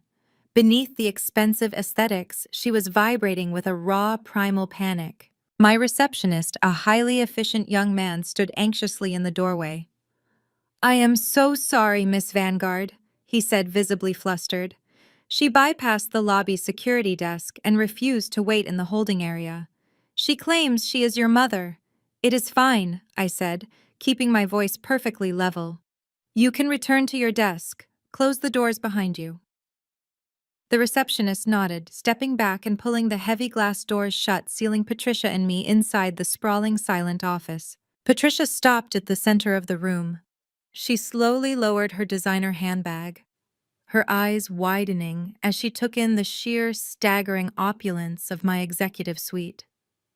She looked at the imported Italian marble floors, the massive digital stock tickers running silently along the far wall, and the breathtaking, unobstructed view of the city. Her brain was rapidly processing the terrifying reality that the daughter she had mocked as a worthless dropout was currently sitting at the absolute pinnacle of corporate power. I leaned back in my ergonomic leather chair, steepling my fingers together. I did not stand up to greet her. I did not offer her a seat. I waited to see exactly how the ultimate enabler would attempt to navigate the destruction of her host. For 33 years, Patricia had survived by attaching herself to whoever held the most power and money in the room. When Richard was a successful logistics CEO, she happily played the role of the devoted, arrogant wife, turning a blind eye to his cruelty, as long as she got to ride in first class. When Jamal flashed his stolen wealth, she immediately favored him over me, eager to bask in the glow of his expensive gifts. Now that Richard was ruined and Jamal was facing federal prison, Patricia was desperately searching for a new life raft. Her face suddenly crumpled. The arrogant country club matriarch completely vanished, replaced by a theatrical display of maternal devotion. She let out a loud, wavering sob, pressing a perfectly manicured hand against her chest. "Rachel, my beautiful girl." Patricia cried, her voice thick with manufactured emotion. She rushed forward, her tennis shoes squeaking slightly against the marble floor, opening her arms wide as if she were going to pull me into a deep, loving embrace. I did not move a single muscle. I simply stared at her with absolute freezing detachment. My physical boundary was so rigid, so completely unyielding, that Patricia stopped dead in her tracks just 2 feet from my desk. Her arms dropped awkwardly back to her sides. "I always knew you were special." Patricia wept, pulling a lace handkerchief from her pocket and dabbing carefully at the corners of her eyes to ensure she did not ruin her expensive mascara. "I knew it from the day you were born. You are so brilliant, Rachel. Look at what you have built here. It is absolutely incredible." I remained entirely silent. I watched her pivot her loyalty in real time. It was a fascinating, repulsive psychological display. "Your father was so wrong." Patricia continued, her tone shifting seamlessly from maternal pride to venomous blame. She was throwing her husband of 35 years directly under the bus without a single second of hesitation. "He was a fool to ever doubt you." I told him, Rachel. I told him for years that he was being too harsh on you. But you know how Richard is. He never listens to anyone but himself. He let his ego destroy the family business, and he let that horrible Jamal completely manipulate him. She leaned slightly over my desk, her eyes wide and pleading desperately, trying to establish a bond of shared victimhood. "He came home an hour ago completely broken." Patricia whispered, her voice trembling. "He told me everything. He told me that Vanguard bought the company and fired him. And then the bank called. They froze all our primary credit cards pending a fraud investigation into Jamal's accounts. I went to pay for my weekly facial at the club, and my card declined in front of everyone. It was the most humiliating experience of my entire life. She paused, expecting me to gasp in horror at her minor social inconvenience. I merely blinked. "We have absolutely nothing," Rachel Patricia pleaded, the fake tears spilling over her eyelashes and running down her cheeks. "The company is gone. The cash reserves are gone. We are drowning in debt that Jamal created." But then Richard told me who owned Vanguard Holdings. He told me that my brilliant daughter was the one in charge. Patricia reached out, resting her hands on the edge of my marble desk, offering me a watery, hopeful smile. "You have to help us, Rachel," she said, her voice dropping to a conspiratorial whisper, as if we were co-conspirators planning a minor scheme instead of discussing the catastrophic ruin of our family. "We are blood. We are family. I know you and your father have had your differences, but you cannot leave your own mother out in the cold.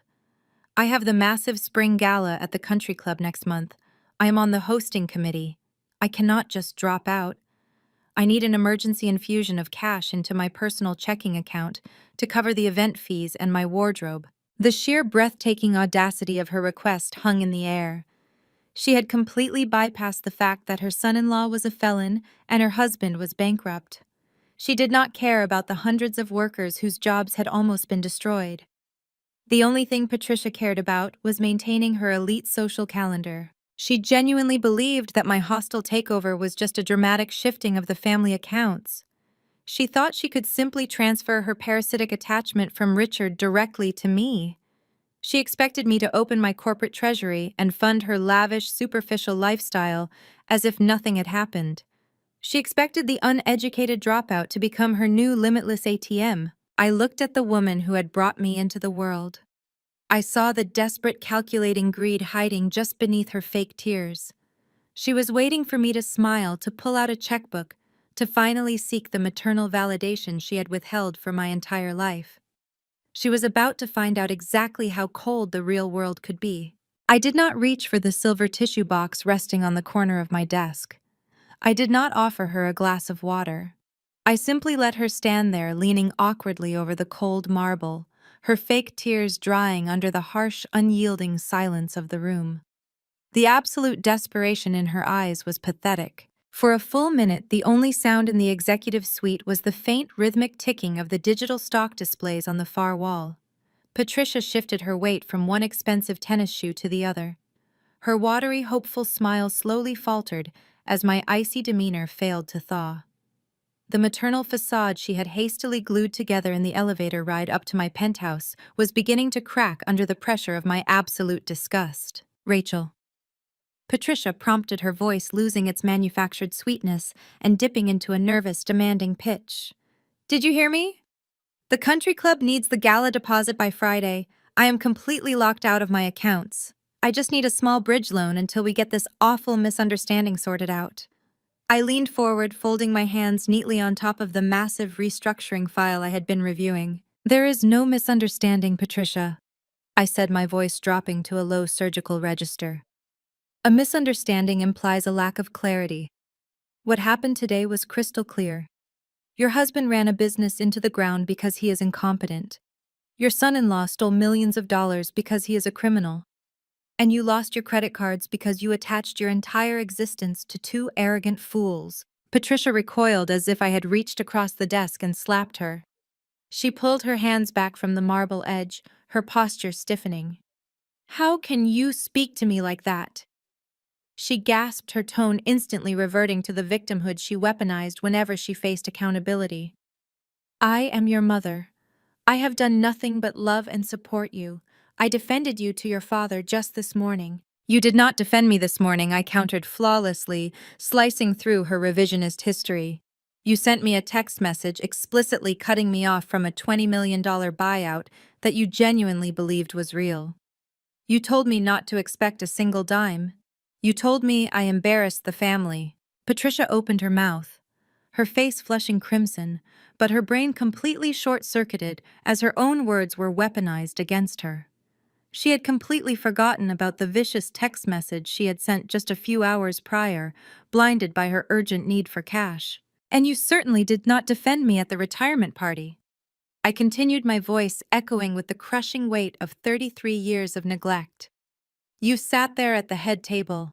You watched my father grab a microphone and publicly humiliate me in front of 200 people. You watched Jamal throw a $50 bill at my feet in the parking lot. You did not intervene. You did not speak up.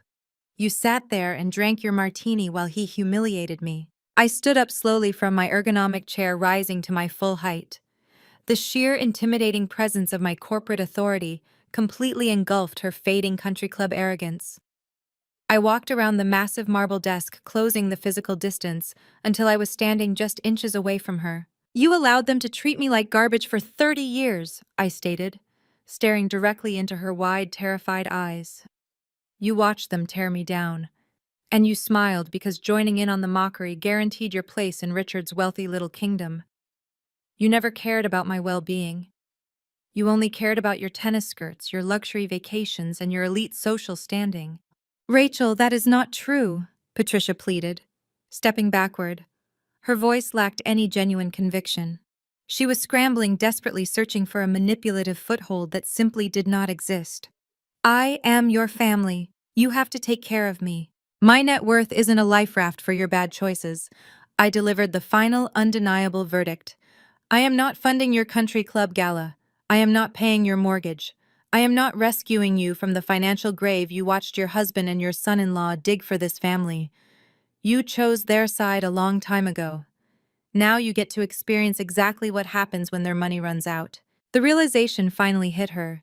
The illusion shattered completely. There would be no check. There would be no reconciliation. The limitless ATM she had envisioned had permanently locked her out. Patricia's face twisted into an ugly, venomous sneer. The fake tears evaporated instantly. You ungrateful little brat, she hissed, her true nature completely unmasked. We gave you everything. You owe us. You think you can just steal your father's company and leave us to rot? You will be completely alone. No one will ever love a cold, ruthless machine like you. I looked at the furious, empty woman standing in my office, and I felt absolutely nothing. No anger, no sorrow, just a profound, liberating emptiness. I am entirely comfortable being alone, I replied.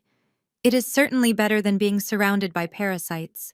I turned my back on her, walked over to the sleek communication console on my desk, and pressed the silver intercom button. Security, I have an unauthorized individual in the executive suite. Please escort her off the premises immediately. You cannot do this to me. Patricia shrieked, her voice echoing violently against the glass doors. I will ruin you. I will tell everyone at the club what you did to your own family. The heavy glass doors opened instantly. Two massive corporate security guards stepped into the room. They did not hesitate. They flanked Patricia, each taking a firm, unyielding grip on her upper arms.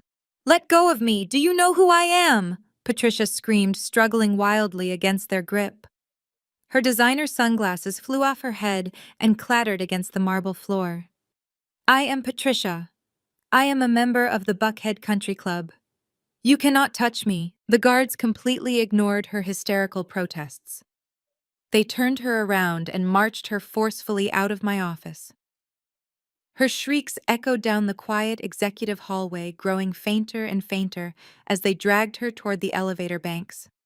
She was going to be paraded through the massive glass lobby of Vanguard headquarters, screaming and thrashing, completely stripped of her artificial dignity. I stood alone in my massive, silent penthouse office. I looked down at the designer sunglasses she had left behind on the floor.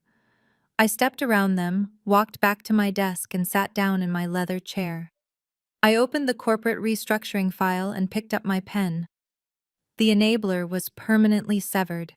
The toxic anchor that had dragged me down for over 3 decades was finally cut loose. I took a deep, steadying breath, feeling the absolute untouchable peace of my empire, and went back to work. The peace of my empire remained undisturbed for exactly 18 hours. By Tuesday morning, Vanguard Holdings had fully absorbed the rotting carcass of Apex Freight. My restructuring teams were already inside the logistics hub, tearing out the fraudulent infrastructure and establishing actual functional supply chain protocols. I was sitting at my marble desk, drinking a black espresso and reviewing the finalized termination documents for my father and his golden son-in-law, when the secure line on my desk console flashed with an incoming call. It was an unlisted local number. I knew exactly who was on the other end. A cornered animal will always thrash before the end. When a narcissist loses their power, their immediate psychological reflex is to attempt to regain control through threats and intimidation. Jamal had spent the last 24 hours sitting in his heavily mortgaged suburban mansion, watching his corporate credit cards decline and his company vehicles get towed away. The absolute panic had clearly forced him into a state of desperate, reckless delusion. I tapped the speaker button, allowing the call to echo through the silent, glass-walled penthouse office. "Good morning, Jamal," I said, my voice completely flat and devoid of any warmth. "You think you won?" "Rachel," Jamal sneered. His voice was rough, lacking its usual slick, polished cadence. He sounded like a man who had not slept, fueled entirely by adrenaline and desperation. "You think you can just march into that boardroom, steal a multi-million-dollar company out from under your own family, and face absolutely no consequences?" I took a slow sip of my espresso.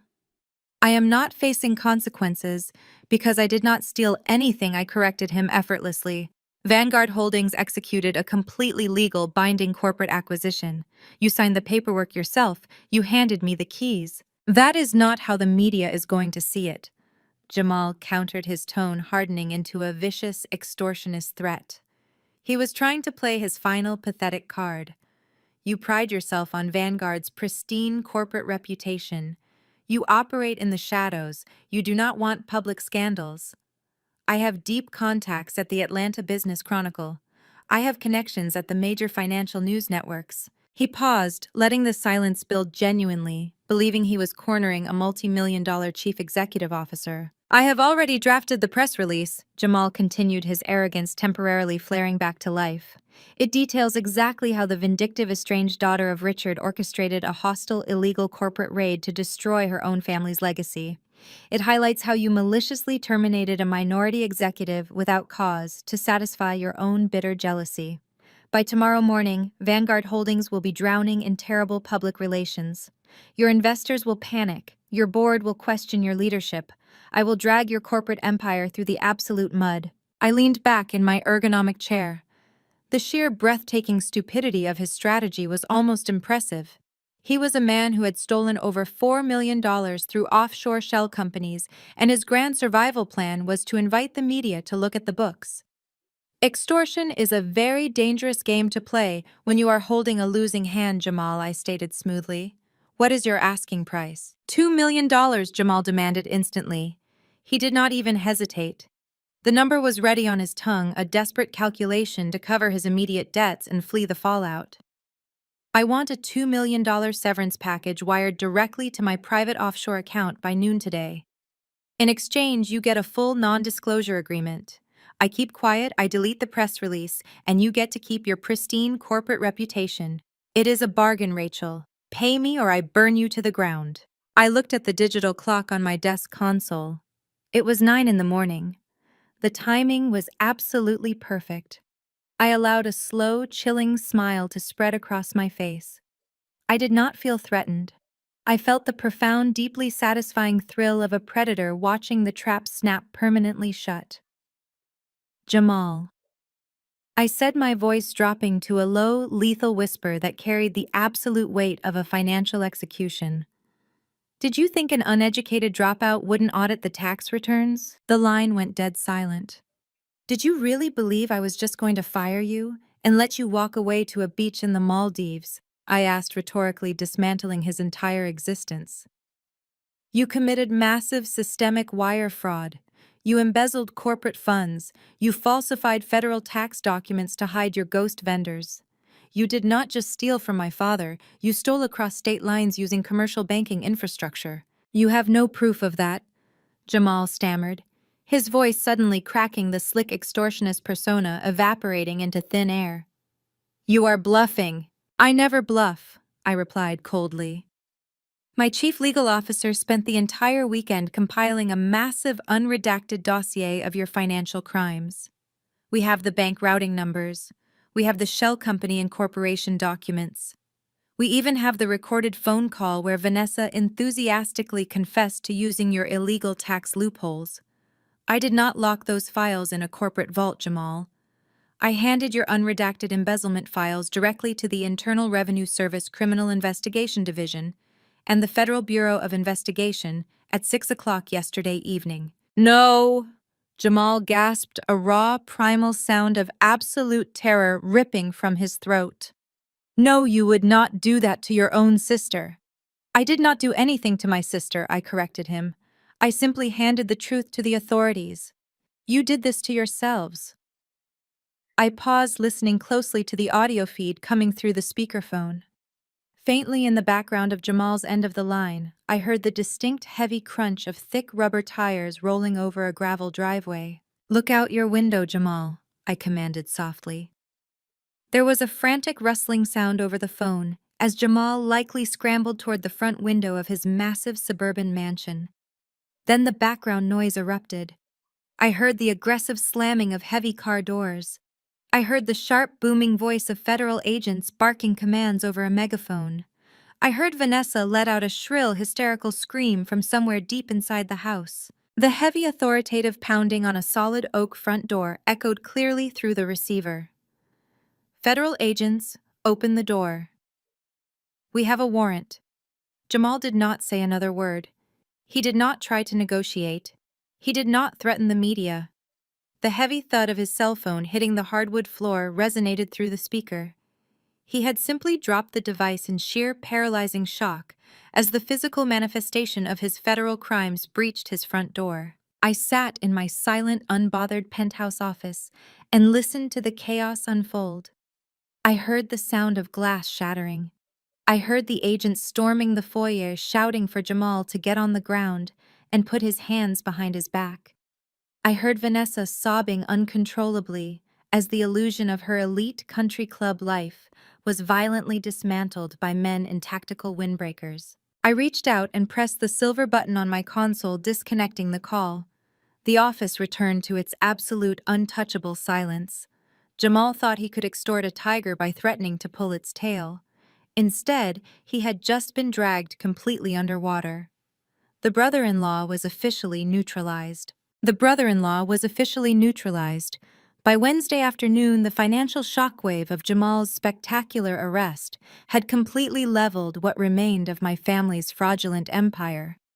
While Vanessa was busy dealing with frozen assets, police interrogations, and the terrifying reality of her husband's federal indictment, a much larger and significantly quieter collapse was occurring in the affluent, manicured suburbs of Buckhead. My father was facing total catastrophic personal bankruptcy. The mechanism of his destruction was entirely his own doing.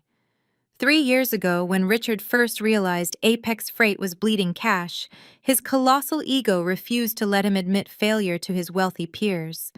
He could not stomach the idea of downsizing. Instead, he went directly to a private commercial bank to secure a massive high-interest line of credit to keep the company afloat. Because the logistics firm was already showing signs of distress, the bank demanded physical leverage. In his absolute blinding arrogance, Richard signed a personal guarantee. He put up the family's 10,000-square-foot fully paid-off mansion as personal collateral for the corporate debt. When Vanguard Holdings acquired Apex Freight for $1 and officially terminated Richard for cause, the commercial bank reacted instantly. The termination triggered an immediate default clause on his personal guarantee. The bank called in the debt. Richard did not have the liquid cash to cover it because Jamal had stolen all of it. The bank immediately initiated aggressive foreclosure proceedings to seize his sprawling estate. On Thursday afternoon, my desk console chimed. My executive receptionist spoke through the intercom, his voice tight with professional caution. Miss Vanguard, your father is in the ground floor lobby. He does not have an appointment. The security team is currently blocking him from the executive elevators and is preparing to physically escort him off the premises. Shall I give the order? I looked out the floor-to-ceiling windows at the sprawling Atlanta skyline. For my entire life, Richard had controlled the doors. He decided who was allowed into the inner circle and who was cast out into the cold. Now I owned the building, I owned the doors, and I owned the security team deciding his fate. Stand down, security, I instructed smoothly. Send him up to my office. 5 minutes later, the heavy frosted glass doors of my penthouse suite opened. Richard walked in. The visual transformation of the man was absolutely staggering. At the retirement party just a few days prior, he had stood on a brightly lit stage in a custom tuxedo, radiating the invincible, arrogant energy of a corporate king. The man standing in my office today was a broken, hollow shell. He was wearing a rumpled gray suit that looked like he had slept in it. He wore no tie and his collar was unbuttoned. His face was pale, his eyes were bloodshot with dark, heavy bags beneath them, and his shoulders were slumped forward, as if the physical weight of his failure was crushing his spine. He looked frail. He looked entirely defeated. He stopped a few feet away from my massive marble desk. He did not puff out his chest. He did not attempt to bark orders or assert his patriarchal dominance. He simply stood there, his hands trembling slightly at his sides. Rachel, Richard rasped his voice barely above a hoarse whisper. I did not stand up. I remained perfectly seated in my ergonomic leather chair, my hands folded neatly on top of the desk. I looked at him with the cold, clinical detachment of a bank auditor evaluating a depreciated asset. Security usually requires an appointment, Richard. I said, my voice completely devoid of emotion. To what do I owe the interruption? He swallowed hard, his Adam's apple bobbing nervously in his throat. He looked around the breathtaking opulence of my executive suite, the reality of my unyielding power pressing down on him from every angle. I lost everything, Richard confessed, the words tearing out of him like jagged pieces of glass. The bank called the loans this morning. When you fired me and assumed the corporate debt, the commercial lenders triggered the personal liability clauses on the mezzanine credit lines. They froze my checking accounts. They froze my retirement funds. He took a ragged, desperate breath, forcing himself to maintain eye contact with me. They are foreclosing on the house, Rachel, he said, his voice breaking. The bank is seizing the estate by the end of the week. Your mother and I have absolutely nowhere to go. My country club friends will not even return my phone calls. The entire social circle knows about Jamal's arrest. We are completely ruined. I let his confession hang in the silent air of the penthouse. The irony was so rich, so deeply poetic that it felt scripted. You stood on a stage with a microphone in your hand, I reminded him, my tone perfectly even slicing through the quiet room. You pointed at me in front of 200 people and laughed. You proudly introduced me as your worthless, uneducated daughter who freeloaded off the family name. You told the world I had no future. Richard flinched, closing his eyes as the devastating memory of his own arrogance was thrown directly back into his face. I was wrong, he whispered, a single tear escaping and tracking down his weathered cheek. I was so arrogant. I was a fool, Rachel. Please, I am begging you. He took a step forward, his hands clasped together in front of his chest. You are the sole owner of Vanguard Holdings. You have hundreds of millions of dollars in liquid capital. I know you hate me, and I know I deserve it. But please do not let them throw your mother and me out onto the street. Buy the house from the bank. Pay off the lien. Let us stay in our home. I will do whatever you want. I will sign whatever you need me to sign. Just save us. I stared at him in complete silence. The pressure of my cold, unyielding gaze finally broke the last remaining pillar of his massive ego. The proud chief executive officer, the arrogant country club patriarch, completely collapsed. Richard's knees buckled. He dropped heavily onto the imported Italian marble floor of my office. He knelt right in front of my desk, bowing his head, his hands gripping the edge of the cold stone. A harsh, agonizing sob ripped through his chest as he wept at my feet. Please, Rachel. Richard sobbed, his voice echoing pathetically against the glass walls. I am on my knees. I am begging you. Do not take my home. I looked down at the man who had tormented me, belittled me, and treated me like an absolute failure for over 30 years. He had finally been reduced to his true pathetic essence. I did not feel a single ounce of pity. I felt the pure, unadulterated clarity of absolute victory. The power dynamic was entirely reversed, and he had just handed me the perfect flawless mechanism to execute my final act of karma. "I will buy the house," I said softly. Richard looked up from the floor, his tear-streaked face suddenly glowing with desperate, pathetic hope. He thought his begging had worked. He thought the worthless daughter was finally going to rescue her king. He had absolutely no idea what I was about to do to him. He had absolutely no idea what I was about to do to him. Richard let out a massive, shuddering exhale that seemed to deflate his entire body. The tension that had been crushing his spine vanished in an instant. He reached up with trembling hands and wiped the tears from his weathered cheeks, letting out a wet, pathetic laugh of pure relief. He grabbed the edge of my marble desk and slowly pulled himself up from the floor, his knees popping in the quiet room. "Oh, Rachel." Richard gasped, his voice thick with overwhelming gratitude. "Thank you. Thank you so much. I knew you had a good heart. I knew you would not let your own parents be thrown out onto the street." He leaned heavily against the desk, a genuine relieved smile finally breaking through his mask of absolute defeat. He was already rewriting the narrative in his head. In his mind, he had successfully utilized his paternal authority, humbling himself just enough to secure the multi-million-dollar life raft he desperately needed. He thought the transaction was an act of filial obedience. He genuinely believed that by agreeing to buy the house, I was agreeing to fund his continued existence within it. "I will call your mother the second I get out of this building." Richard continued, his energy rapidly returning as his massive ego began to reinflate. "Patricia will be so thrilled. This whole nightmare with the bank has been destroying her. You just saved the family estate, Rachel. We can keep the house, we can maintain our memberships, and we can finally put all this ugly business with Jamal behind us. You can even come over for Sunday dinners again. We will be a real family." I sat perfectly still in my ergonomic leather chair, watching him construct a beautiful, elaborate fantasy. I did not interrupt him. I wanted him to climb all the way to the very peak of his false hope. I wanted him to feel completely safe, secure, and victorious. I reached out and pressed the silver intercom button on my console. "David," I said, keeping my voice perfectly flat, "please bring in the foreclosure buyout portfolio for the Buckhead estate, and bring the secondary addendum we discussed this morning." "Right away," Rachel. David replied through the speaker. Richard stood up a little straighter, adjusting the collar of his rumpled suit. He offered me an approving nod, clearly pleased that I was executing his rescue with such professional efficiency. He thought David was simply the hired help rushing to complete my fatherly directives. The heavy glass doors of my penthouse office swung open. David walked in carrying two sleek black leather folders. He completely ignored Richard moving with his usual predatory grace and placed the folders directly on the center of my marble desk. The first folder contains the expedited cash buyout agreement with the commercial bank. David explained, opening the cover to reveal a stack of dense legal contracts.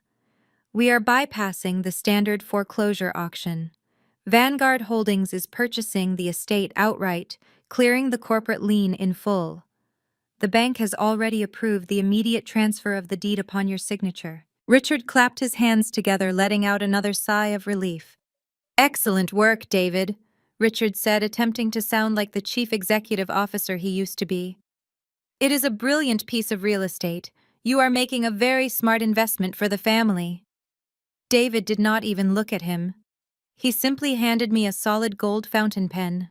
I took the pen and leaned over the documents. I signed my name with bold, sweeping strokes on the designated lines. With every stroke of the pen, I was legally severing my father from the single greatest symbol of his wealth and status. I completed the final signature and pushed the folder back to David. "It is done," David confirmed, closing the folder with a sharp, satisfying snap. "The wire transfer will clear in 10 minutes. Vanguard Holdings is now the sole legal owner of the Buckhead estate." Richard beamed, his eyes shining with renewed arrogance. He thought he had won. He thought his tears had magically erased decades of abuse and neglect. "I am so proud of you, Rachel," Richard said, placing his hands proudly on his hips. "You really stepped up today. I will head back to the house right now and tell the security gate to put you on the permanent guest list." I set the gold fountain pen down on the marble desk. The sharp click of the metal against the stone echoed loudly in the room. I picked up the second black leather folder David had brought in. I opened it, extracted a single crisp sheet of white paper, and slid it smoothly across the polished marble. It came to a stop directly in front of Richard. "You do not need to put me on the guest list, Richard," I said, my voice dropping to a low, chilling register that instantly froze the smile on his face. "I own the gate." Richard frowned in confusion. He looked down at the single sheet of paper resting on the desk. He leaned forward, his eyes scanning the bold black text printed at the top of the document, notice of immediate eviction. His breath hitched violently in his throat. His hands shot out, gripping the edges of the paper as if it were burning him. He read the legal text rapidly, his eyes darting back and forth across the page. His face, which had just regained a healthy flush of hope, instantly drained of all color, turning a sickly, translucent white. "What is this?" Richard gasped, his voice cracking with sheer, unadulterated panic. "Rachel, what does this mean?" "It means exactly what it says," I replied, rising slowly from my leather chair. I stood at my full height, projecting absolute crushing authority. I looked directly into his terrified, broken eyes. "I bought the property," Richard Wise stated, delivering the final, devastating blow with surgical precision. "It is a great investment for my real estate portfolio. The land value alone is astronomical, but Vanguard Holdings does not allow unauthorized tenants to reside in our corporate assets. You have exactly 48 hours to vacate my premises." Richard staggered backward, the eviction notice fluttering from his trembling fingers to the floor. "No," he whispered, shaking his head frantically. "No, you said you would buy the house. You said you would save us." "I said I would buy the house," I corrected him coldly. "I never said I was letting you stay in it." The absolute devastation that washed over him was biblical. The psychological trap had snapped entirely shut. I had not just refused to help him. I had actively purchased the instrument of his destruction so I could be the one to legally wield it. He was not losing his home to an anonymous, faceless bank. He was being violently legally thrown out onto the street by the exact same daughter he had mocked as an uneducated, worthless dropout just a few days ago. "Rachel, please, you cannot do this!" Richard shrieked, his voice rising to a hysterical pitch. "We have nowhere to go. We have no money. We will be homeless. You are my daughter. You stopped being my father the second you handed Jamal the microphone." I replied, my voice devoid of any empathy. "You made your choices, Richard. You valued country club aesthetics over your own flesh and blood. Now you get to pack your bags and experience the real world." I looked at David. "Call security," I ordered. "Escort him out of the building. He has packing to do." Richard did not even try to fight as the guards entered the room. He was completely, irrevocably broken. The towering patriarch of the family had been reduced to an empty shell. He stared blankly at the floor as the guards took his arms and guided him toward the glass doors, facing the absolute certainty of his own ruin. 48 hours later, the Georgia sun beat down mercilessly on the pristine, manicured lawns of the Buckhead estate. I sat in the back of my armored black SUV parked discreetly just outside the massive wrought iron gates. The heavy metal gates were currently locked open, commanded by a digital code that only I possessed. Through the heavily tinted bulletproof glass, the interior cabin remained perfectly cool and completely silent. I rested my hands on my lap, watching the physical manifestation of their absolute downfall unfold in real time. Parked awkwardly on the sweeping circular cobblestone driveway was a faded, dented orange U-Haul truck. It looked entirely out of place, a glaring, ugly scar against the magnificent architecture of the 10,000-square-foot mansion. There were no professional moving crews in sight. There were no white-glove relocation services carefully wrapping antique furniture in protective foam. When the commercial bank froze Richard's remaining accounts and Vanguard Holdings officially took possession of the property, they were left with absolutely zero liquid cash. They could not afford to hire help. The elite, untouchable family had been reduced to performing their own manual labor. Richard stumbled out of the grand double mahogany front doors. The man who had spent decades playing the role of a corporate king was now struggling beneath the weight of 3 cheap, flimsy cardboard boxes. He was still wearing the same rumpled gray suit trousers from my office, his dress shirt untucked and stained with dark patches of sweat. His face was a deep, unhealthy crimson. He dragged his feet across the cobblestones, his breathing ragged and shallow. Every step he took was a humiliating physical reminder of the empire he had actively driven into the ground. He hauled the boxes to the back of the rented truck, his arms shaking violently as he shoved them inside. Seconds later, Vanessa emerged from the house. Her appearance was even more pathetic. The golden child who had called me just days ago to brag about flying first class to the Maldives was currently sobbing uncontrollably. Her face was puffy and red, her expensive hair extensions tangled and matted against her neck. She was clutching an armful of massive, ridiculously expensive designer handbags. She scrambled toward the back of the U-Haul, her expensive heels scraping awkwardly against the driveway. She threw the bags into the dirty, rust-stained interior of the truck. I watched with clinical amusement as a $30,000 leather purse was aggressively shoved against a greasy metal wall, its pristine material instantly ruined. Vanessa was entirely alone in her struggle. Jamal was nowhere to be seen. At that exact moment, her brilliant financial genius of a husband was sitting in a cold concrete federal holding cell in downtown Atlanta. Due to the massive scale of the offshore embezzlement and his clear access to foreign accounts, the federal judge had immediately denied him bail, labeling him a severe flight risk. The luxurious overwater bungalow had been permanently swapped for a stainless steel toilet and a cinder block wall. Vanessa was facing the terrifying reality of complete isolation, left to pack up the remnants of her fraudulent life while her husband awaited a guaranteed federal prison sentence. Then Patricia walked out of the house. The sight of my mother was the most jarring transformation of all. The arrogant, impeccably styled country club matriarch had completely evaporated. She looked as though she had aged 15 years in a matter of 2 days.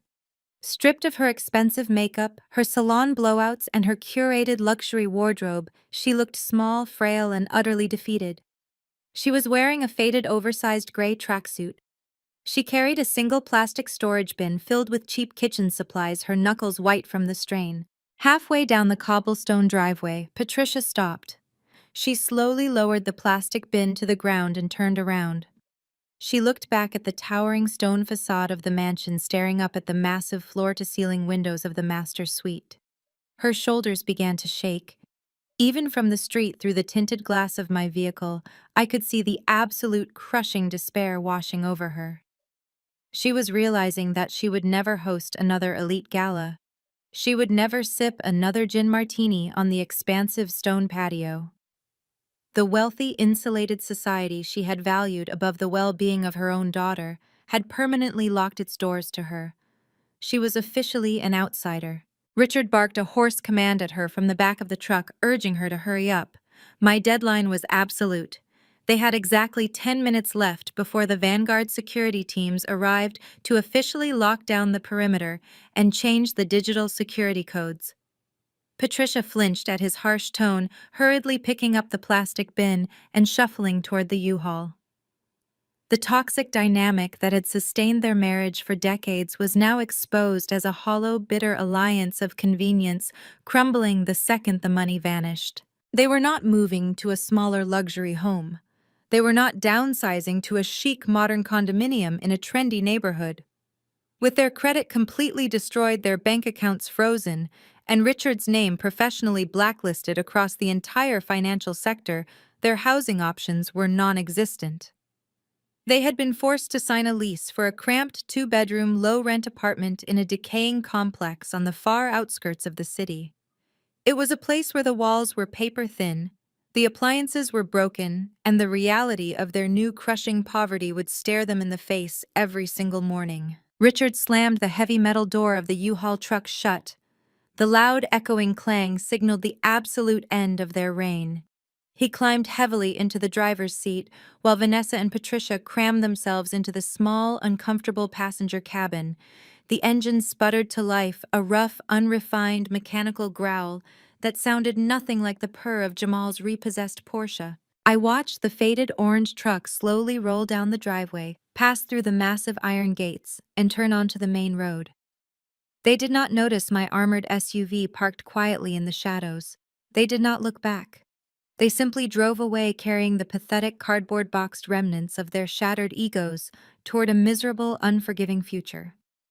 I sat back in the plush leather seating, a profound, unshakable sense of peace finally settling into my chest. The toxic rot had been completely removed from the premises. The estate was finally clean. The estate was finally clean. I reached forward to press the intercom button, fully intending to instruct my chauffeur to pull through the iron gates so I could officially survey my new property. But before my finger even touched the silver console, the orange U-Haul truck abruptly slammed on its brakes at the stop sign just 50 yards down the road.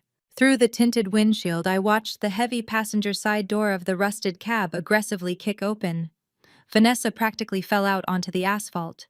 She had spotted my vehicle. She recognized the massive blacked-out armored SUV idling in the shadows, the exact same vehicle that had humiliated her at the country club valet stand just a few nights ago. She did not care about her ruined silk dress. She did not care that she was entirely barefoot, having discarded her uncomfortable designer heels during the agonizing packing process. She sprinted back up the street toward my vehicle, her face twisted into a mask of absolute feral desperation. Richard leaned out of the driver's side window of the moving truck shouting her name, but she completely ignored him. She was running on pure panic. My security driver immediately tensed, his hands tightening on the leather steering wheel. "Ma'am, should I pull away?" he asked through the intercom, his voice thick with professional caution. "No," I replied, keeping my eyes locked on the frantic woman sprinting toward us. "Let her arrive." Vanessa reached the side of the SUV and slammed both of her hands flat against my rear passenger window. The heavy bulletproof glass did not even vibrate, but the dull thud of her palms slapping against the exterior echoed into the silent, climate-controlled cabin. She pressed her face against the dark tint, trying desperately to see inside. Her mascara was smeared in dark, jagged streaks down her cheeks. She looked completely unhinged, stripped of every single ounce of the elite country club superiority she had weaponized against me for my entire life. "Rachel!" Vanessa screamed, her voice muffled but frantic through the heavy armor. "Rachel, please, I know you are in there. Open the door. You have to talk to me." I looked at her for a long moment, feeling nothing but a profound clinical detachment. I pressed the button on my leather armrest. The thick glass slid down exactly 2 inches. The blast of hot, humid Georgia air instantly invaded the pristine cabin, bringing with it the smell of vehicle exhaust and the raw, pathetic sound of my sister's weeping. Vanessa immediately curled her fingers over the top edge of the glass. Gripping it so tightly, her knuckles turned white, terrified that I would roll it back up before she could speak. "Rachel, thank God," Vanessa gasped, tears spilling over her eyelashes and dropping onto the sleek black exterior of the door. "You have to help me. You have to fix this." "Fix what, Vanessa?" I asked, my voice completely flat, devoid of a single drop of empathy. "Jamal," she sobbed, her chest heaving violently. "They denied his bail yesterday. The federal judge said he is a flight risk because of the offshore accounts. He is sitting in a concrete cell, Rachel. He is terrified." I spoke to a high-priced defense attorney this morning, and he said he can file an emergency appeal, but he needs a massive retainer. "I need $1 million in liquid cash to secure his bond and pay the legal fees." She stared at me with wide, bloodshot eyes, genuinely expecting me to open my checkbook for the man who had robbed our father blind. "You have hundreds of millions of dollars," Vanessa pleaded, her voice cracking under the weight of her delusion. $1 million is nothing to you. Please write me a check. I cannot lose my husband to the federal prison system." "Jamal stole over $4 million, I reminded her smoothly. "He bought you diamonds and luxury cars with embezzled money, and you enthusiastically bragged about his illegal tax loopholes on a recorded line. You are incredibly lucky the FBI has not indicted you as a co-conspirator yet.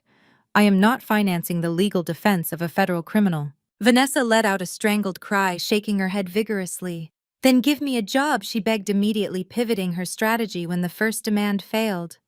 Give me a position at Vanguard Holdings. Make me a consultant. Put me on your executive board. You can pay me a massive salary, and I can use the money to save Jamal myself. She pressed her face closer to the 2-inch gap, her breath fogging the glass. I cannot live in that disgusting apartment, Rachel, she wailed, pure terror bleeding into every syllable. It smells like mildew. There are no security gates. I have never lived in a place like that. I do not know how to survive without money. We are blood. We are family. You cannot just leave me with nothing. I looked at the golden child. I looked at the woman who had stood in a corporate boardroom just a few days ago, laughing about how I would spend the rest of my life fetching coffee for successful people like her. She had spent 30 years coasting on our father's stolen wealth, fully believing she was inherently superior simply because she existed. You are not nothing, Vanessa, I said, carefully modulating my tone to sound perfectly conversational, completely unaffected by her hysteria. You spent the last 10 years bragging about your elite education. You stood in that boardroom and told me how you were flying first class to the Maldives because you were a highly educated corporate executive. I leaned slightly closer to the window, ensuring she heard the absolute lethal finality in my next words. You had an Ivy League degree and a vice president title, I stated, delivering the ultimate reality check. Use them. Vanessa's jaw dropped. The sheer suffocating realization that I was actually leaving her to face the consequences of her own arrogance completely paralyzed her. She opened her mouth to scream, to hurl another insult, or to beg one final time, but I did not give her the opportunity. I pressed the button on my armrest. The heavy bulletproof window glided smoothly upward. Vanessa yelped quickly, snatching her fingers away before the glass snapped shut, sealing the cabin in perfect, absolute silence once again. Drive, I commanded. My chauffeur immediately shifted the SUV into gear.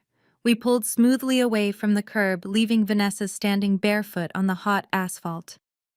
Through the rearview mirror, I watched her collapse onto her knees in the middle of the street, burying her face in her hands as the orange U-Haul truck honked impatiently at her from the intersection. I reached into my tailored blazer and pulled out my personal cell phone. I opened my contacts list and navigated to the security settings. I verified that Richard and Patricia were permanently blocked. Then I added Vanessa's number, along with the burner number she had used to call me to the restricted list. I tapped the screen one final time, completely severing their digital access to my life. The physical boundary was established, the financial boundary was executed, and the communication boundary was now permanently locked. I placed the phone back into my pocket, leaned back into the luxurious leather seat, and watched the massive iron gates of my new estate swing open to welcome me home. 6 months have passed since the heavy iron gates of the Buckhead estate closed behind my armored SUV, officially sealing my toxic past away forever. Today, the morning sun hits the massive floor-to-ceiling windows of the Vanguard Holdings executive boardroom, casting a brilliant golden light across the polished mahogany. I stand at the head of the table holding a ceramic mug of black espresso, looking out over the sprawling Atlanta skyline. The city below is a grid of endless motion and corporate ambition, but up here in the penthouse suite of my empire, the atmosphere is absolutely serene. There is no manufactured drama. There is no screaming, no desperate extortion attempts, and absolutely no arrogant posturing. There is only the quiet, rhythmic hum of massive, untouchable success. I take a sip of my espresso and look down at the finalized quarterly reports resting on my desk.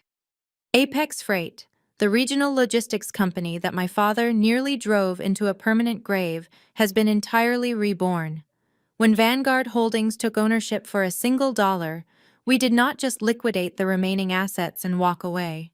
We surgically excised the corporate cancer. My restructuring team spent the last 6 months aggressively auditing the supply chain, renegotiating the outdated hauling contracts, and establishing rigorous, transparent financial protocols.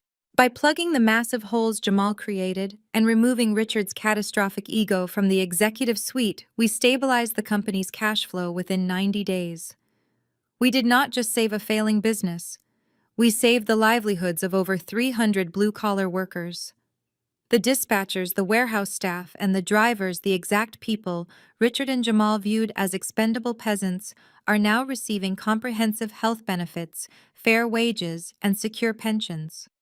True corporate power is not about buying expensive sports cars with stolen funds to impress country club strangers. True power is building a sustainable infrastructure that actually supports human life. As for the architects of that near collapse, the justice system handled them with the exact level of mercy they showed me at the country club. Jamal did not get his emergency appeal. When the federal prosecutors laid out the unredacted embezzlement files, the offshore routing numbers, and the recorded phone call, my legal team provided his high-priced defense attorney, advised him to surrender immediately. Facing a guaranteed 20-year sentence if he dared to take the case to trial, Jamal took a brutal plea deal. He pleaded guilty to multiple counts of federal wire fraud, corporate embezzlement, and tax evasion. He is currently serving an 8-year sentence in a medium-security federal penitentiary. The slick, arrogant vice president of finance who threw a $50 bill at my feet is now making 40 cents an hour scrubbing cafeteria floors. Vanessa completely stripped of her stolen wealth, and her criminal husband was forced to face the real world she so deeply despised. Her massive suburban mansion was seized and auctioned off by the government to pay federal restitution. The country club elite, terrified of being associated with a convicted felon, instantly blacklisted her. The superficial friends she bought with expensive dinners and lavish gifts vanished overnight. She was left entirely alone in that cramped, mildew-smelling apartment. Last I heard, the golden child finally had to dust off her useless Ivy League degree. She is currently working as a junior administrative assistant at a mid-level marketing firm. She spends her days fetching coffee and filing paperwork for executives who are exactly my age. She gets to spend the rest of her life living the exact nightmare she used to mock me for. But the most profound poetic justice belongs to my parents. Richard and Patricia had spent their entire lives worshiping the illusion of wealth, judging human worth entirely by zip codes and designer labels. When Vanguard legally evicted them from the Buckhead estate, they fell all the way to the absolute bottom of the social hierarchy. Without liquid cash, without credit, and with Richard's professional reputation permanently radioactive in the Atlanta business sector, they were forced into brutal survival mode. Richard, the former chief executive officer who loved to brag on brightly lit stages, now works as a part-time cashier at a big-box hardware store. Patricia, the vain superficial matriarch who demanded a bridge loan to fund her elite gala wardrobe, is currently bagging groceries at a local supermarket just to make rent. They spend their days on their aching feet wearing cheap polyester uniforms, taking orders from shift managers half their age. They are completely ostracized from the high society they sacrificed their own daughter to impress. They wanted to cast me out because I did not fit their flawless aesthetic. Now they are the ultimate outcasts. I turn away from the floor-to-ceiling windows and walk back to the head of the boardroom table. I set my espresso down next to the glowing digital displays of my global portfolio. For 33 years, I allowed their toxic voices to dictate my internal narrative. I allowed them to make me feel inadequate because I did not follow their prescribed superficial path. I believed that because we shared the same blood, I was obligated to endure their abuse in silence. I know better now. Blood is nothing more than a biological coincidence. It does not grant anyone a free pass to disrespect you, and it certainly does not require you to set yourself on fire just to keep them warm. You do not need a toxic family to build a fulfilling life. And you absolutely do not need a piece of paper from an Ivy League university to prove your worth to the world. Intelligence, resilience, and an unyielding work ethic cannot be printed on a diploma. Real success is not loud, arrogant, or flashy. It does not need a microphone or a ballroom full of clapping strangers. Success built in absolute silence and executed with flawless surgical precision is the ultimate untouchable revenge. I look at the Vanguard Holdings logo embossed on the leather chairs of my boardroom, feeling a deep, permanent sense of peace. I built my empire, I protected my boundaries, and I finally took out the trash. Rachel's journey powerfully illustrates that true worth is never defined by a piece of paper or the validation of toxic relatives. Despite enduring relentless mockery for lacking a formal degree, she quietly built an untouchable empire through pure resilience. The core lesson is that blood does not obligate you to tolerate disrespect or emotional abuse. True success is forged in silence, and establishing ironclad boundaries is the ultimate act of self-preservation. You never have to set yourself on fire to keep abusers warm. Have you ever walked away from toxicity to protect your peace? Share your story and comment below.